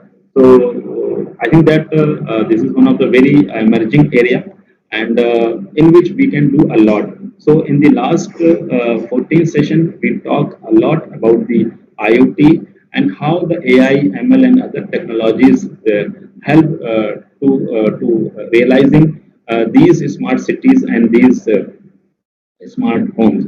So I think that all the sessions given are very valuable suggestions, guidance, and knowledge, and I hope that it will be very helpful to all of you. So with these words, I'm just concluding my this presentation and open for the question and answering. So I request any person have any questions. Hello, sir. Hello, sir. Yes, yes. I have one question regarding a smart car. Can you put what a smart car really means about the society and all? I think that yes, it's a very good that things that there are two things that is when we're talking about the transportation. So in the transportation system, the car, smart car play a very important role, and I think that you have seen that automations. So we are trying to involve the technologies into the car. Now, initially, it is very difficult to know the maintenance of the car. But now, with the help of the technologies, we know the pressure of our car, the pressure of our tires, the engine oil levels. Now, we also know that at what speed we want to drive the car, and intelligently we know the petrol level of the petrol. So technologies help a lot, and also we can monitor the cars in real time through our mobiles. So and I think that we have a power windows and we have a voice command to control the whole operation of the car. Open door, close door, open the window screen, and now also you have seen that in the present scenario, when the rain is likely to be come or starting, your wiper is since the raining is going on, it start wipering your or cleaning your glasses. So everything is related, everything is incorporating into the car, and the basic objective to give more and more comfort, to give more and more information about your car. So it relates the three parts. One, maintenance of the car. If your car is maintained, and when you monitor in the real time. So if you monitor your car in the real time, definitely you have to go for the maintenance, means it is related with the safety. So more technologies means more monitoring, and if you're more monitoring means it gives you more safety, and with this safety now you want comfort. So how you just love your car, because if you have a safe driving and happy driving. So happy driving means comfort driving. So I think that technologies play a lot, and every person prefer to buy a car which is more technological enabled and have more technological enabled control. So this is something is very important. Oh, thank you, sir. So any other? So I think that Muskan, Sir, is there any traffic control system? please, Any traffic control, any traffic controller any modules? traffic controller. module for smart cities. Traffic controller smart city. So, so my question is, Yes, yes, yes. the Your importance. voice is break. Your voice is breaking. Please Oh, sorry, repeat. sir. I'm sorry. No, I please. wanted to talk to you. That's what only I'm asking this question. That is my intention actually. Um, sir, my question is here.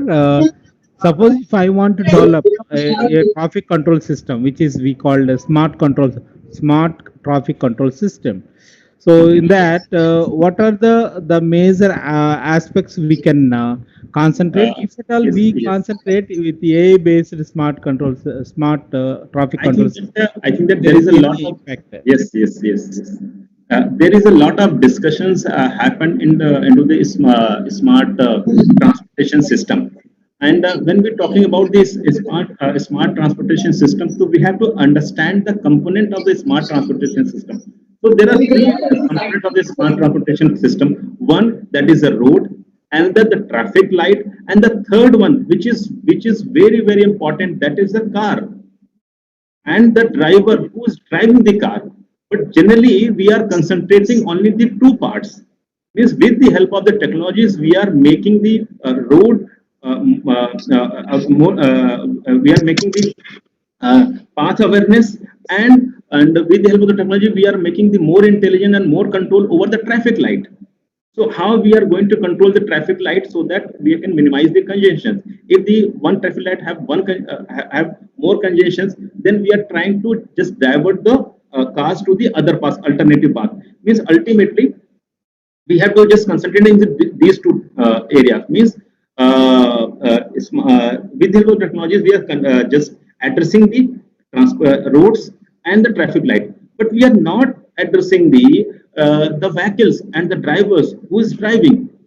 So can we monitor the cars in the real time, and can we monitor the driver who is driving the car in the real time? Now I have a car. If someone is driving, who is driving? He is eligible as per the rules and regulations of a particular city or not. If someone is driving below the 18-year age, he is not supposed to drive. So first, we have to involve the technology to identify who is driving. Because if he is a authorized driver and know about all the rules and regulation, definitely we can say that he can drive with all safety measures. Second things, when we are driving a car, can we monitor the speed of the car? If someone is breaking, if someone is breaking the rules and the laws of the car speed, if someone is driving the car and is increasing the car speed from its limits, so what we are going to do? So there is no control. If a person, only one, that is, there is a static camera which is just focused toward the car is coming and identify the speed, and then tell that now you are driving over speeding. So but this is the static way. This to be applied on some places, but that required a lot of manpower. So how the technologies help to identify the real time speed of a car. Suppose that I'm driving a car and my speed is 60, and during the driving I cross my limit from 60 to 65. So technologies give me an alarm that you are crossing your limit. If you're crossing your limit, definitely we have to take some action. So first alarm, definitely I have to reduce. So maybe just because I have make a prototype, I have make up the whole design, that if someone cross the car speed from a defined limit, definitely the some technology will just address that, yes, you are over speeding. There is a in the individual car there is a provision, yes, you are increasing the speed, but what action we are going to take? No. If that system is connected with the local city licensing authorities, local controlling authorities, that he and she is driving a car with higher speed, and now these person not take the decision, the decision will be taken by the technology itself. So how we just have a real time control who is driving the car, and second things, the speed of the car. if we can control these two things, definitely this will be added a great milestone into the intelligent transport system, because here we are just managing the roads and the traffic lights, or another things we also connect the traffic lights, the data of the one traffic light is connected and share with the another traffic light. So it is also one of the area. But I think that real time monitoring the who is driving, and another things, the speed of a car, and on the basis of that one we can take a call. So I think that when, if these two things implemented, definitely a tremendous I think that opportunities and tremendous control over the traffic, and definitely which lead to the less accident and other things. So this is my submission. Hope I can address your problem. Thank you, sir. Thank you very much. Any other questions? Any other? So I think that now the time is 1:50. So now we are going to just close this session. And Muskan, over to you. Okay, sir. Thank you so much for a great presentation. And it's lunch break till 2:30, and Uh, then Muskan, I request that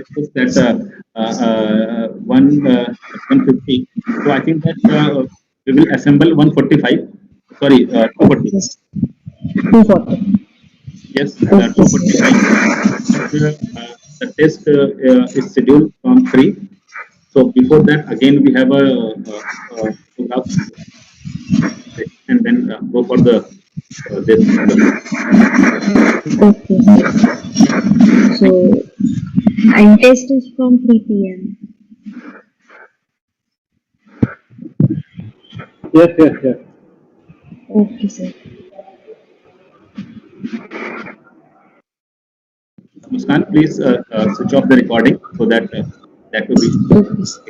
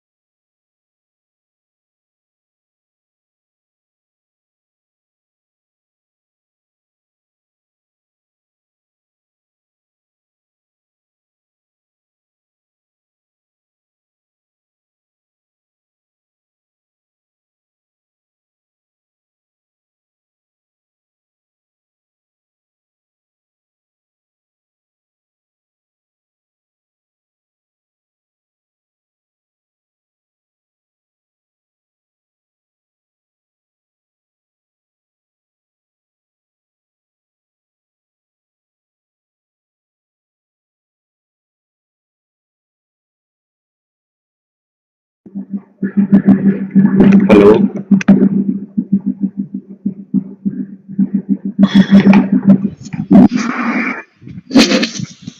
I'm audible. Yes, sir.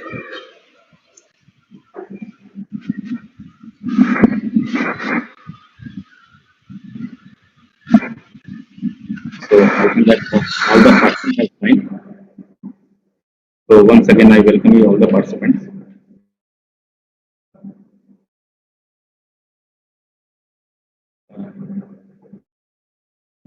Muskan, can you just open the mic and the video of the participants? Yes, sir.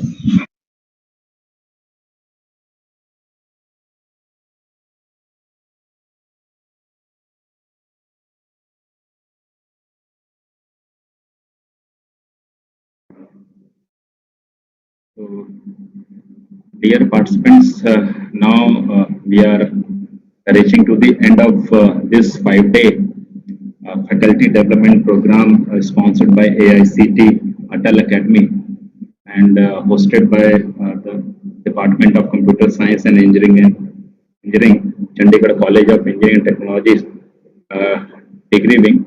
Uh, this is one of the premier engineering college of UP administration and affiliated to the Punjab University Chandigarh. So, Muskan, have you opened the? Yes, sir. Enable the videos and microphone of participants. We are reaching to the end of this 5 day FDP program. So I request you that if you have any suggestion and feedback you want to share with us, because right now we have 10 more minutes uh, uh, before starting the quiz. And after this quiz, once again I request you that we will have a closing ceremony at 4 p.m. So I request you that after submitting the quiz, then you have to submit the feedback form, which is available in your account, that is AICT ATAL account. And after the submission of attendance and the marks on the ATAL portal, it will take 1 more days to just validate all those entries, and thereafter the certificate, all the certificate itself generated from your login portal itself. So now we have 10 minutes. So if any participant want to share feedback, otherwise we will again assemble after that the quiz, that is a 3:45, and 3:45 to 4 o'clock we will have a feedback session. Those who want to share the feedback here, because feedback is a mirror for all of us, and these feedback definitely would help us to improve our future activities, because expectation about the participant is one of the prime concern, and I hope that this FDP help you out and is add on tremendous theoretical knowledge and the practical exposure toward IoT and AI. So if any participant have any feedback, so I request that you please share.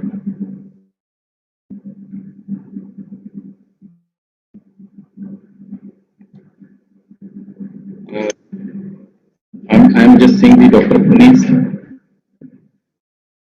Puneet Chopra ji, how are you? कैसे हैं आप? Muskan, I'm audible. Yes, sir. Yes, Sir, good afternoon, sir. yes ma'am. Good afternoon. Sir, may I give a suggestion, sir? Just Please, a ma'am. request. Please. Just a Yes, ma'am. request, Please, sir. please, ma'am. Please. Sir, if it is possible, you can share the PPTs on the day it's over, sir, because it will be very much useful for us to prepare for the test.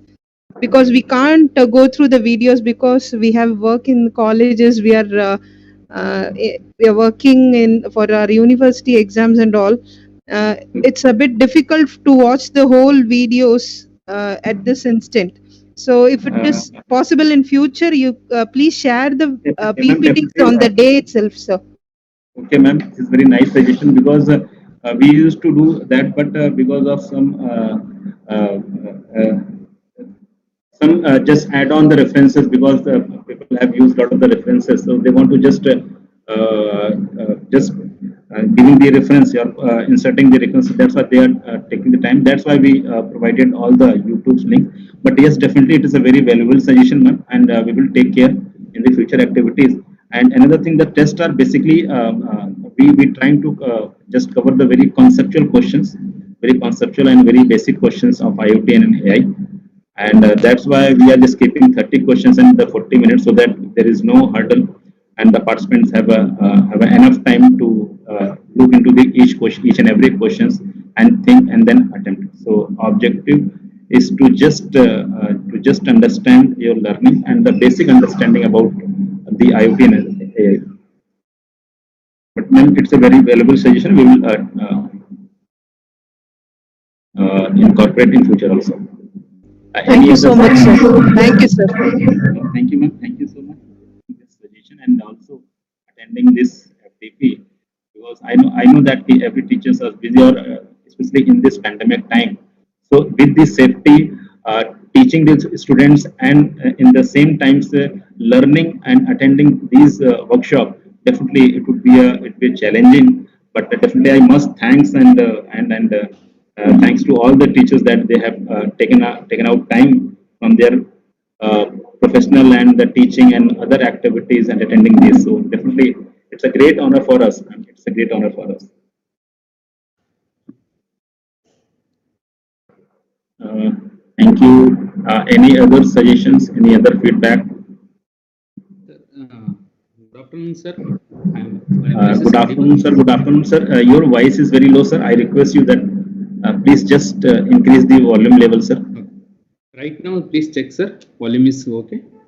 Yes, volume is okay, sir. Please, sir. Please tell, sir, your Yes. feedback and your Sir, suggestions. yeah. My name is Ganesha HS. I am from JSS Academy of Technical Education, Noida.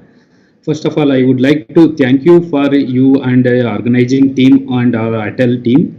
They are provided this platform to learn IoT and AI.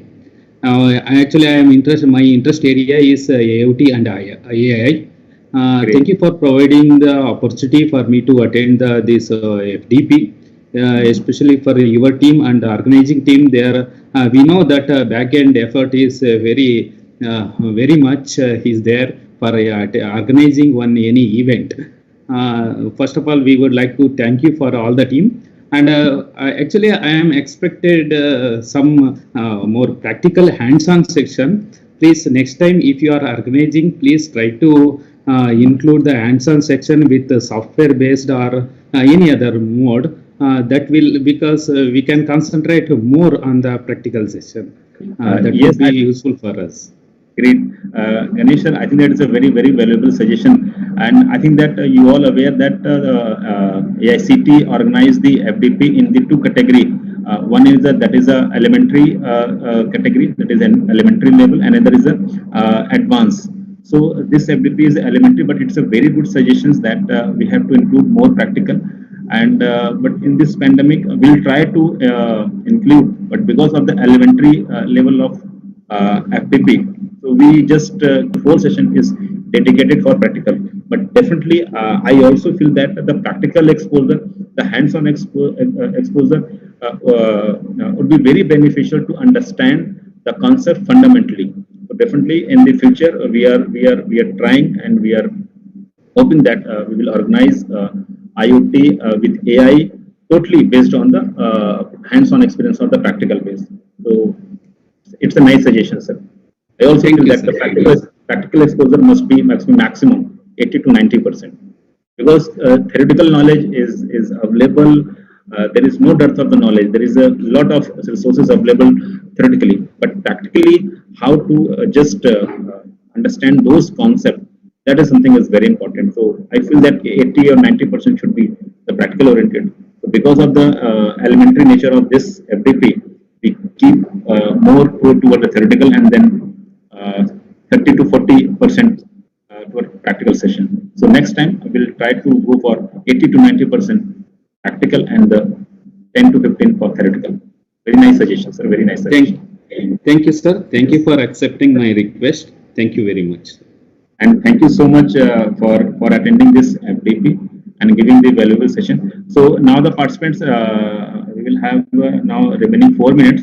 So at the 3 p.m. sharply, I'll post the link on WhatsApp, chat, and mail also. So all these three medium, you will receive the quiz link, and the timing of submission is 3:40. So I request don't wait for the 3:14 others, because I request that you complete the quiz well in time and submit before 3:40. So this is the some instructions, and the passing marks in this quiz is 60%. So those who are eligible for the certificate, they must satisfy these two criteria: attendance and the 80% attendance and 60% marks in this quiz. So now the 2 3 minutes left. So I'm just stopping myself, because you are going to attend the quiz. So you must have a concentration. So I'm just stopping myself, and we will meet after this quiz. Thank you, and wish you all the best. Wish you all the best.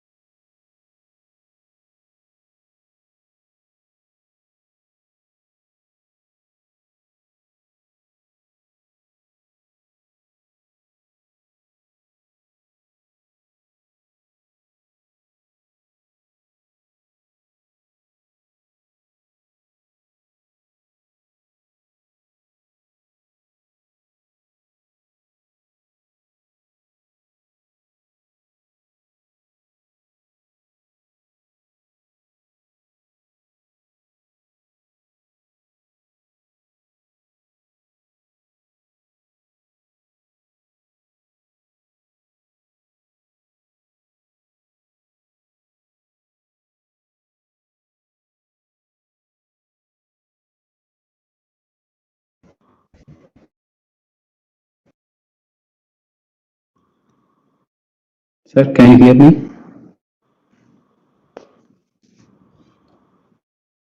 Sir, excuse me, sir. Yes, sir. Madam, the response is not accepting for last 5 minutes.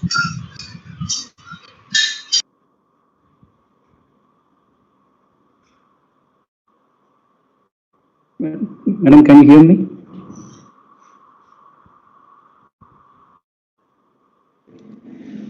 Hello? Madam? Yes, sir. Madam, the response is not accepting the for the last 5 minutes. Actually, the response time is set by Sunil sir, so he A will. very good afternoon. I think that uh, hope, uh,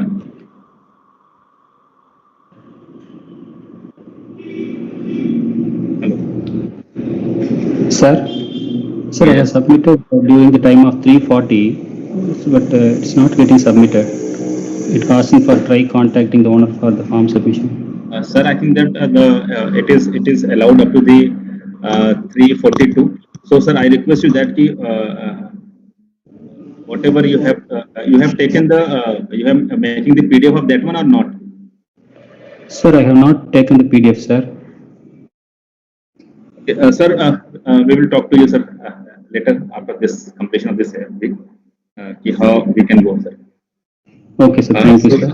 yeah, thank you. Thank you. Okay, So, sir. Thank you, sir. once again, welcome you all. And now we completed our 5-day faculty development programs on IOT with AI.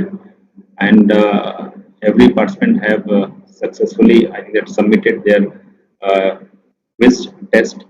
And just after 10 minutes, we will come back for the closing ceremony and have a small Hello, uh, excuse me, sir. photographs. Yes, ma'am. Yes. Sir, Vijaya Chavan calling. Sir, my network was while sending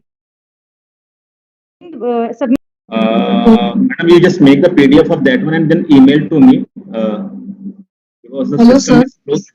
System is closed. So whatever you have attempted, you just make the PDF of that one and send to me because then we'll see what we can do. Sir, I done that test on my mobile only. So I'll try to make it PDF. If not possible, can I send you the screenshot of the answers? Ma'am. But sir, I don't know whether it will take now again No, miss ma'am. answers if I. Ma'am, try to understand that I'm not a system. I'm the part of the system. Yes, This is sir. a conversation. That's why I requested many times because whatever the guideline, whatever the instructions given by the competent authority to me, we are following. But that's why I request you that whatever you did, you just make the PDF and email to me, and What then. happens, sir? I'm not able to get my answers now. Sir, I'm not able to get my answers back now because once I sent you the response, no, I will not get my paper again to me. I'm not able to Okay, ma'am, actually I'll open that again. okay. Whatever my answer. No issue, ma'am. I'll talk to you after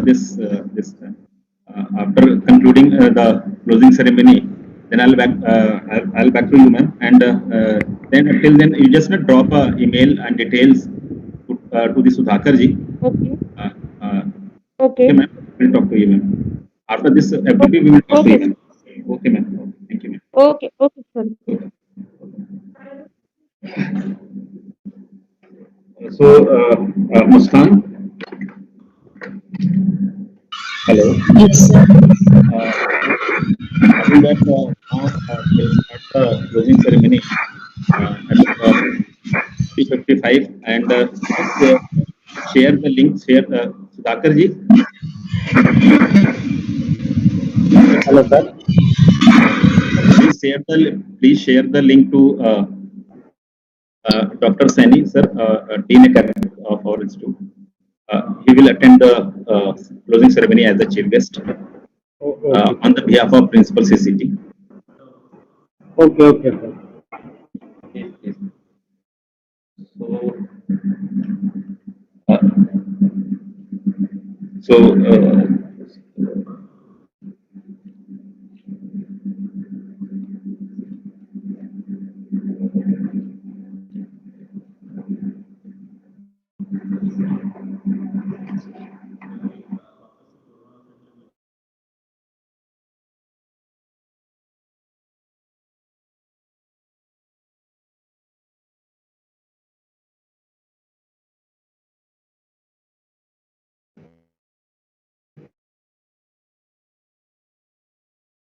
हमको पास नहीं है, क्या हम लोग मेरे पास समय है, इतना दिन हो गया पढ़े। अरे सर एंटीना का इतना बड़ा sound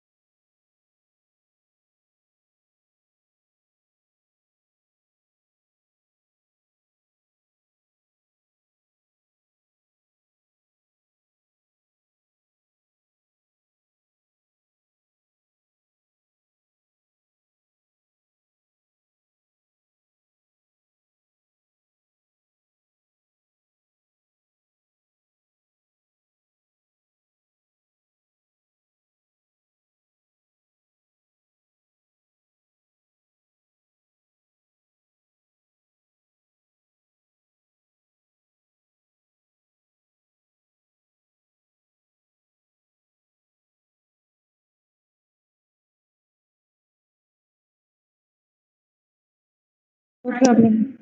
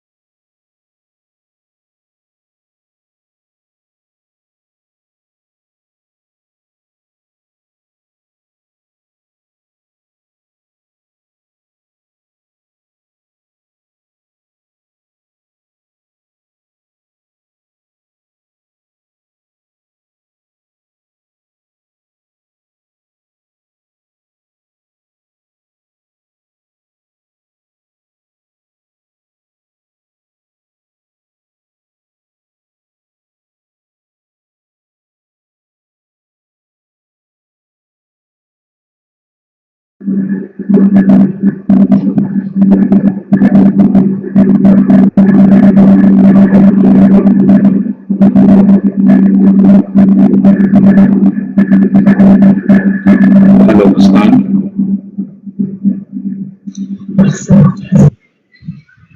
So now just give the access of camera to all, Okay, sir. and then again just share the screen. Just see that Professor Sani sir has joined or not. Yes, sir. Sir has Professor, joined. Professor Sani sir has joined. Sir, welcome you, sir. Welcome you, sir. Sir, good afternoon. Welcome you, sir. Uh, Sir, your mic is muted, sir. Please unmute your mic, sir. Thanks, Professor Sunil, and I welcome all the participants and speakers. Just before starting this, sir, we are have a closing ceremony, sir. So Right, thank you, sir. Sir, we just have a photographs with all the participants, sir, in the virtual mode. And right, after sir. this, sir, we are going to just brief out about all 5 days by Muskan. And then, Right. your address and blessing to all of us, uh, how to move and uh, your guidance. And after that, sir, we are going to just close with the vote of thanks. So this is the program. So I welcome you, Dr. Sani sir, as the chief guest and the professor in charge academic and the head of department of electronics of our institute. So it is a great honor, sir, that you join us.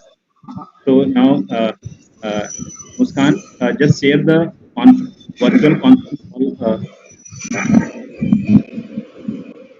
Yes, sir. just share the screen of virtual conference call. Everyone can find their seats and adjust just themselves.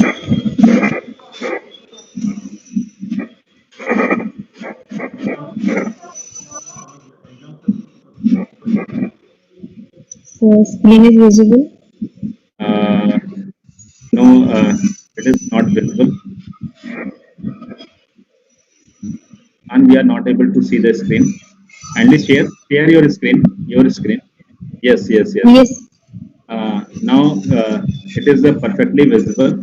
So I request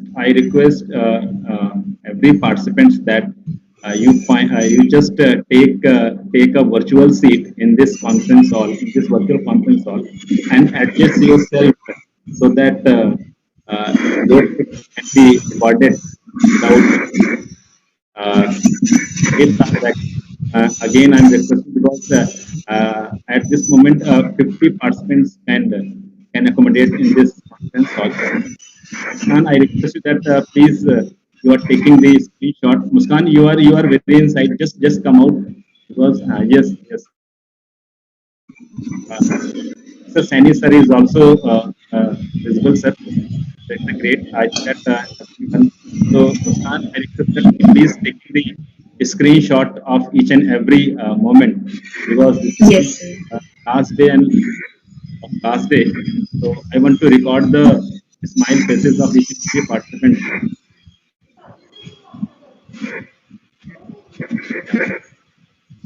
I request all the participants that please switch on your camera so that you can take a place in this conference room hall.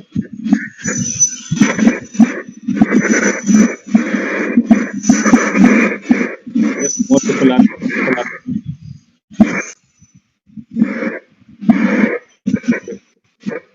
that's I request all the to join because I'm just seeing that seats are vacant. So at a time, 50 participants may be taking,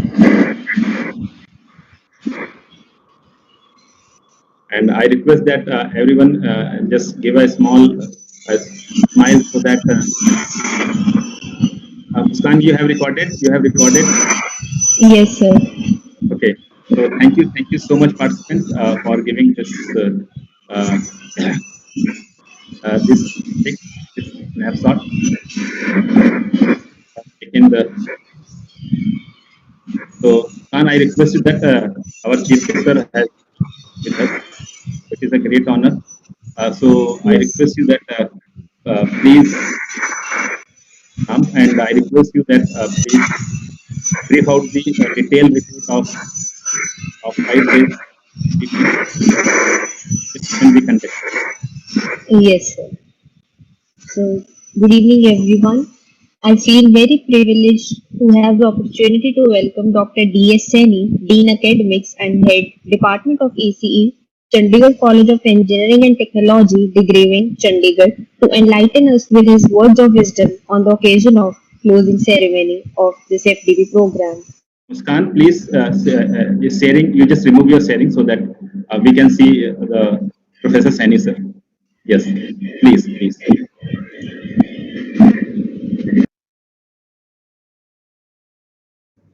Thank you, Muskan, and thanks, Professor Sunil. Obviously, when you conduct something, it's always going to be a success. There is no point of discussion there. And we have been discussing this matter since few months now because you are already taking initiative in this. So, as you told me, there are 200 plus participants anyway. So it's obviously it's going to be, it was a success. And the content of the FDP was very fruitful also, not only for computer science people, also for electronics participants.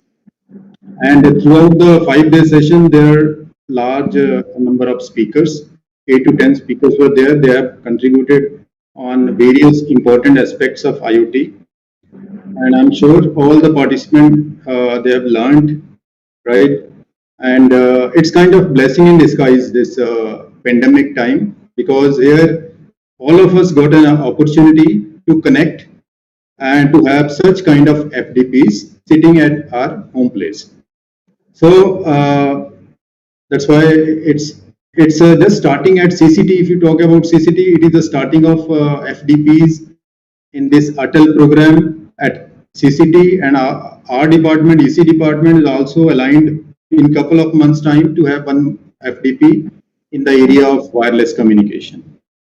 So, as from the feedback of all the participants and talking with the Sunil sir, it was a big success, and principals have also been very happy to see the participation here, right? So we just all of us returned from our homes after around 1 year of lockdown. So to start with such a good FDP, it's going to be, it's a right beginning for all the student as well as faculty.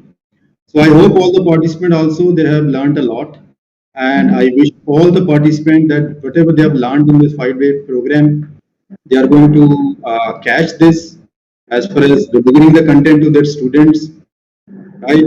So not taking much of the time, Muskan and Sunil sir and all the, you can say, organizers and participants, wish you all the best, right?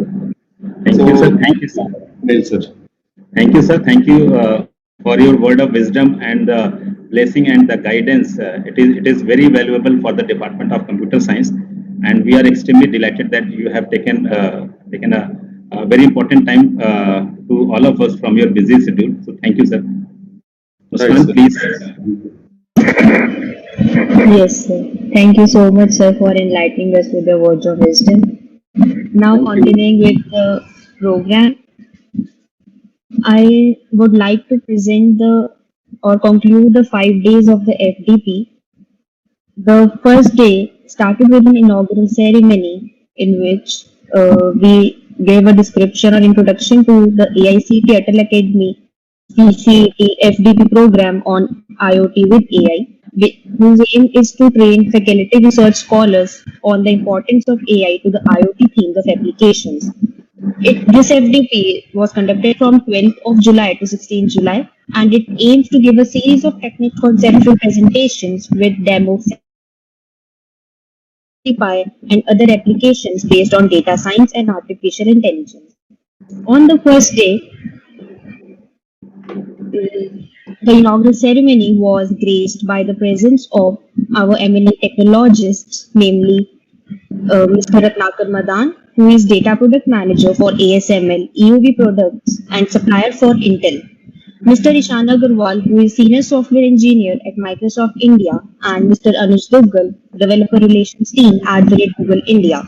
And he is also the leader of Google for Startups Accelerator and Google Developers Expert Program. They shared their words of wisdom with the participants and emphasized on the importance of IoT with AI in the current scenario.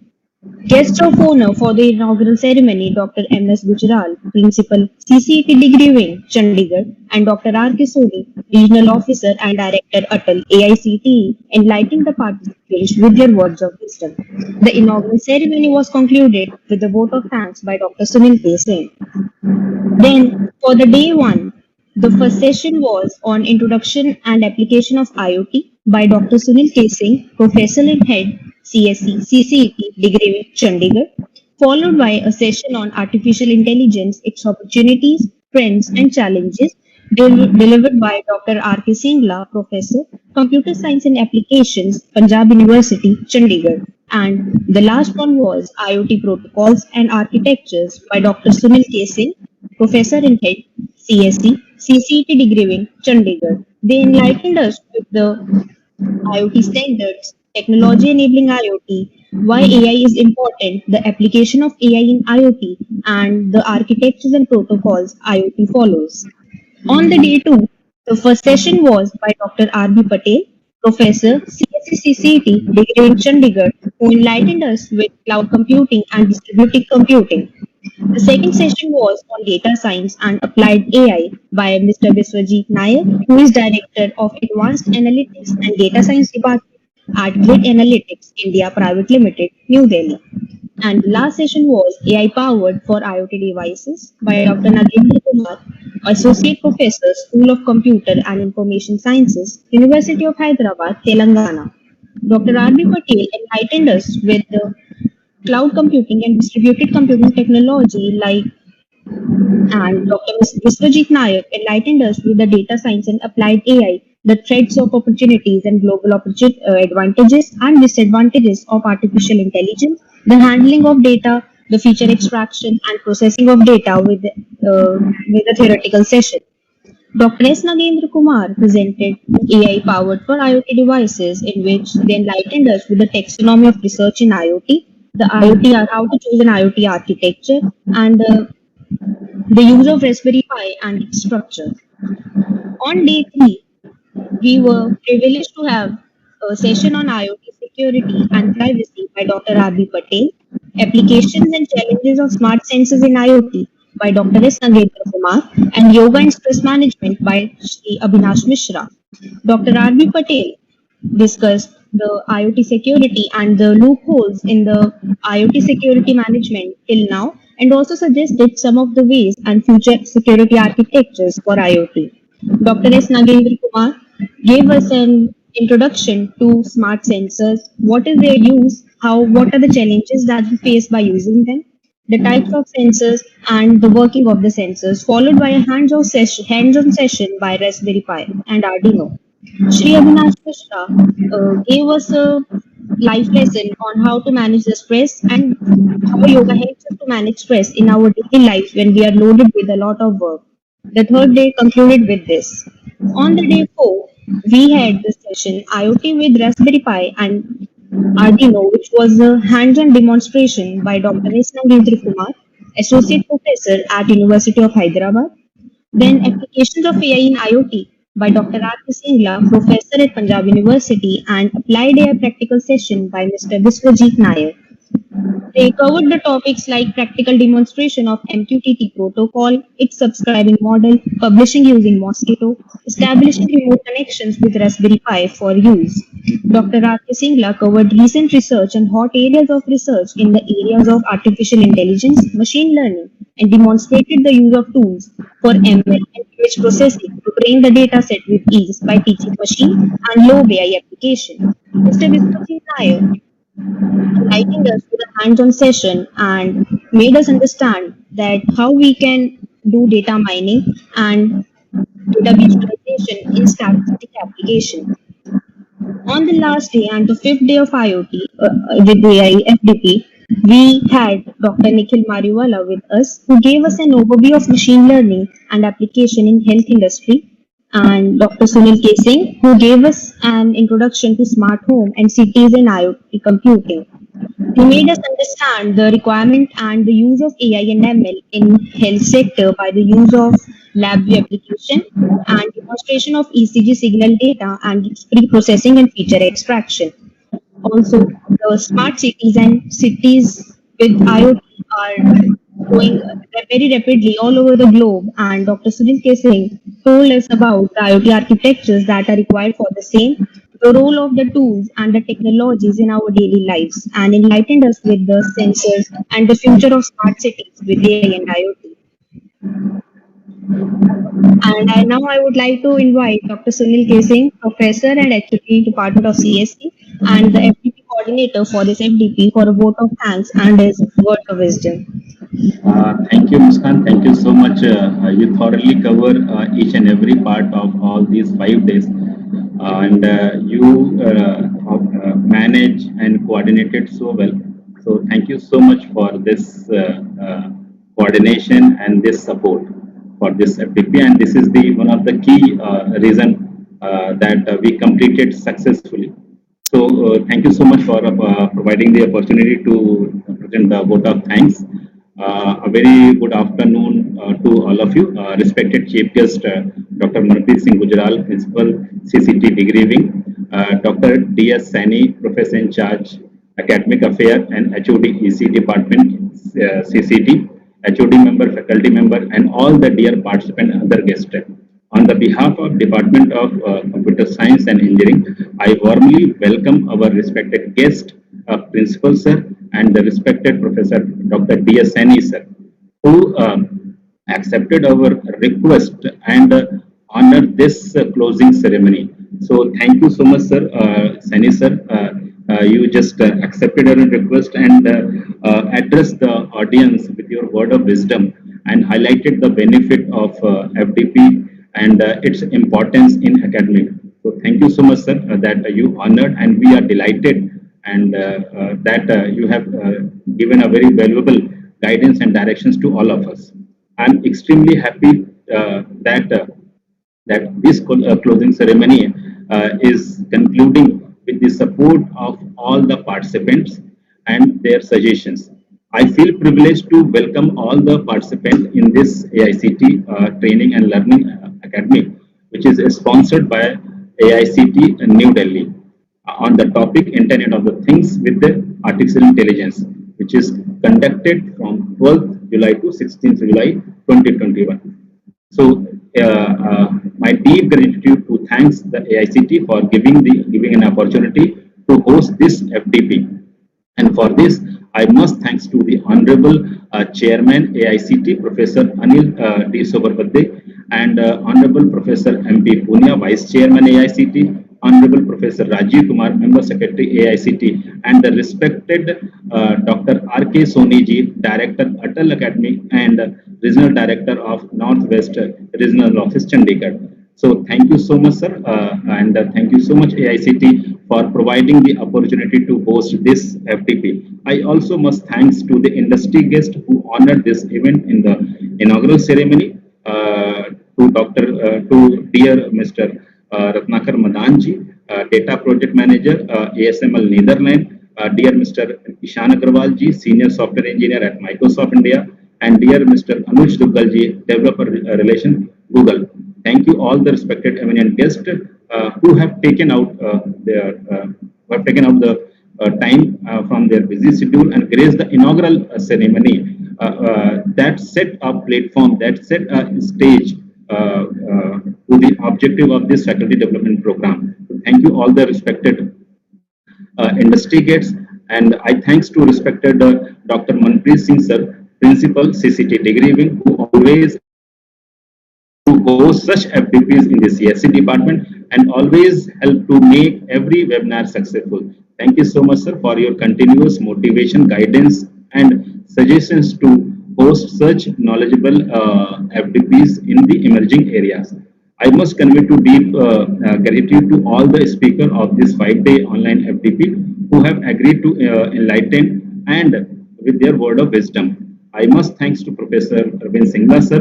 I must thank Mr. Viswajit Nayakji, Director, Advanced Analytics. I must thanks Dr. S. Nagendra Kumarji, School of Computer Science, University of Hyderabad. I must thanks Professor R.B. Patelji, CCT degree in Punjab University, Chandigarh. I must thanks Dr. Nikhil, HOD, Electronics Department, UIT, Kurukshetra University. Uh, you all taken out the time from your busy schedule and enlighten your word of wisdom with the participant in the area associated with the IoT with AI.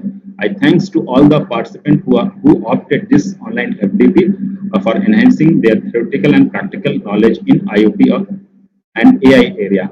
I extended my deep gratitude to the CCT official organizing team, volunteer for working hard for their past few days to make this webinar successful, especially Mr. Sudhakar ji, Muskan Chopra ji, Ansul Gupta ji, Maninder ji, and Kriti Agrawal ji, who worked tremendously day night and continuously supporting in all these 5 days for handling the various query for streaming this session in YouTube and for compilation of result and the remaining work which will be going to be completed within 2 or 3 days, like compilation of result, final compilation of attendance, uploading the attendance, and other things on the ATAL portal. So these teams actually the backbone and the success of this FDP. And at the last, we extend the deep sense of gratitude to all those who work behind the screen to make this program possible.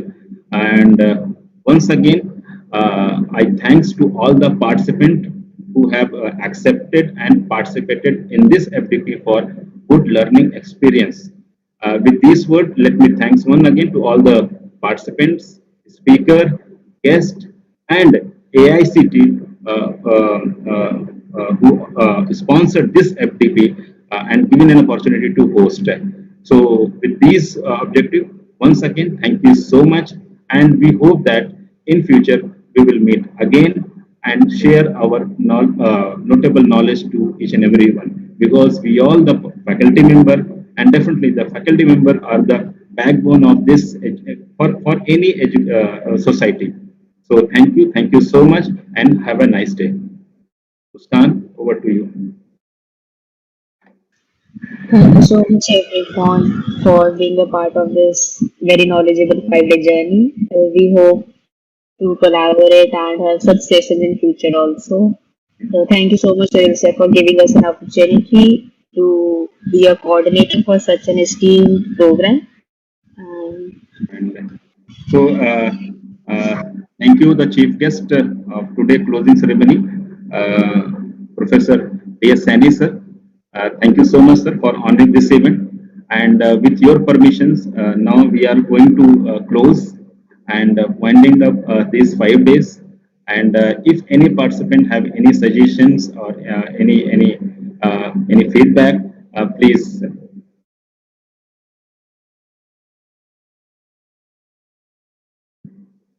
Muskan, and some information I would like to share with all the respected participants that you all completed your test successfully. We all recorded your attendance. We already shared the attendance status of Monday, Tuesday, Thursday, and we also share your attendance status of Thursday and Friday by tomorrow. And so that you can see your attendance, see, and if any queries or any suggestion, please let us know. And the final marks will be uploaded on the ATAL portal. And I request you that please log in your ATAL portal and give the feedback. Until and unless you will not submit your feedback, your certificate will not be generated. So there are three main things for the certificate. Your marks must be uploaded. Definitely we will upload within 2 or 3 days.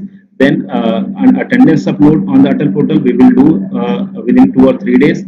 And then the submission of the feedback at the AICTE portal. Again, I am requesting, it is a mandatory that you have to submit your feedback at the ATAL portal. After submitting the feedback at the ATAL portal, then please wait for 1 day for processing and after the processing you are able to download your certificate. This the WhatsApp group created for this FDP, it is remain alive a week or for a week, so that if anyone have any queries, please keep in touch, please call us. We are very much happy to help you to listen your queries and solving in time bound manner. So these are the some basic informations related to the FDP, and I hope that each and every session and our support is benefited to you all. And if anything, if any at any moment if we are unable to address your queries or any inconvenience for that, from the whole organizing team, please accept my sorry for that. So I'm extremely sorry if any inconvenience caused happened during these 5 days. So with this word, once again, thank you all the participants, and thank you the chief guest, Dr. Professor D.S. Saini sir, who honored this closing ceremony, and all the organizing team member and the faculty member of the Department of Computer Science and Engineering, CCT, Chandigarh. Thank you so much. Muskan, I think that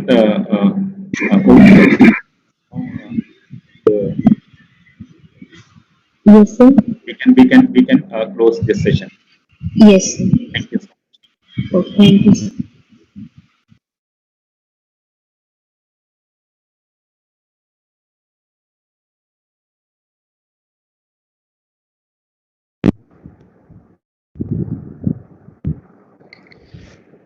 Sunil sir, good evening. We are very thankful for your conducting, sir.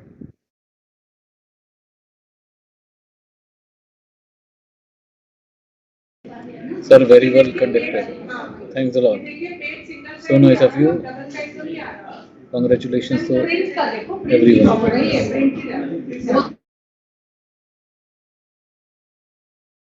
Thank you to all.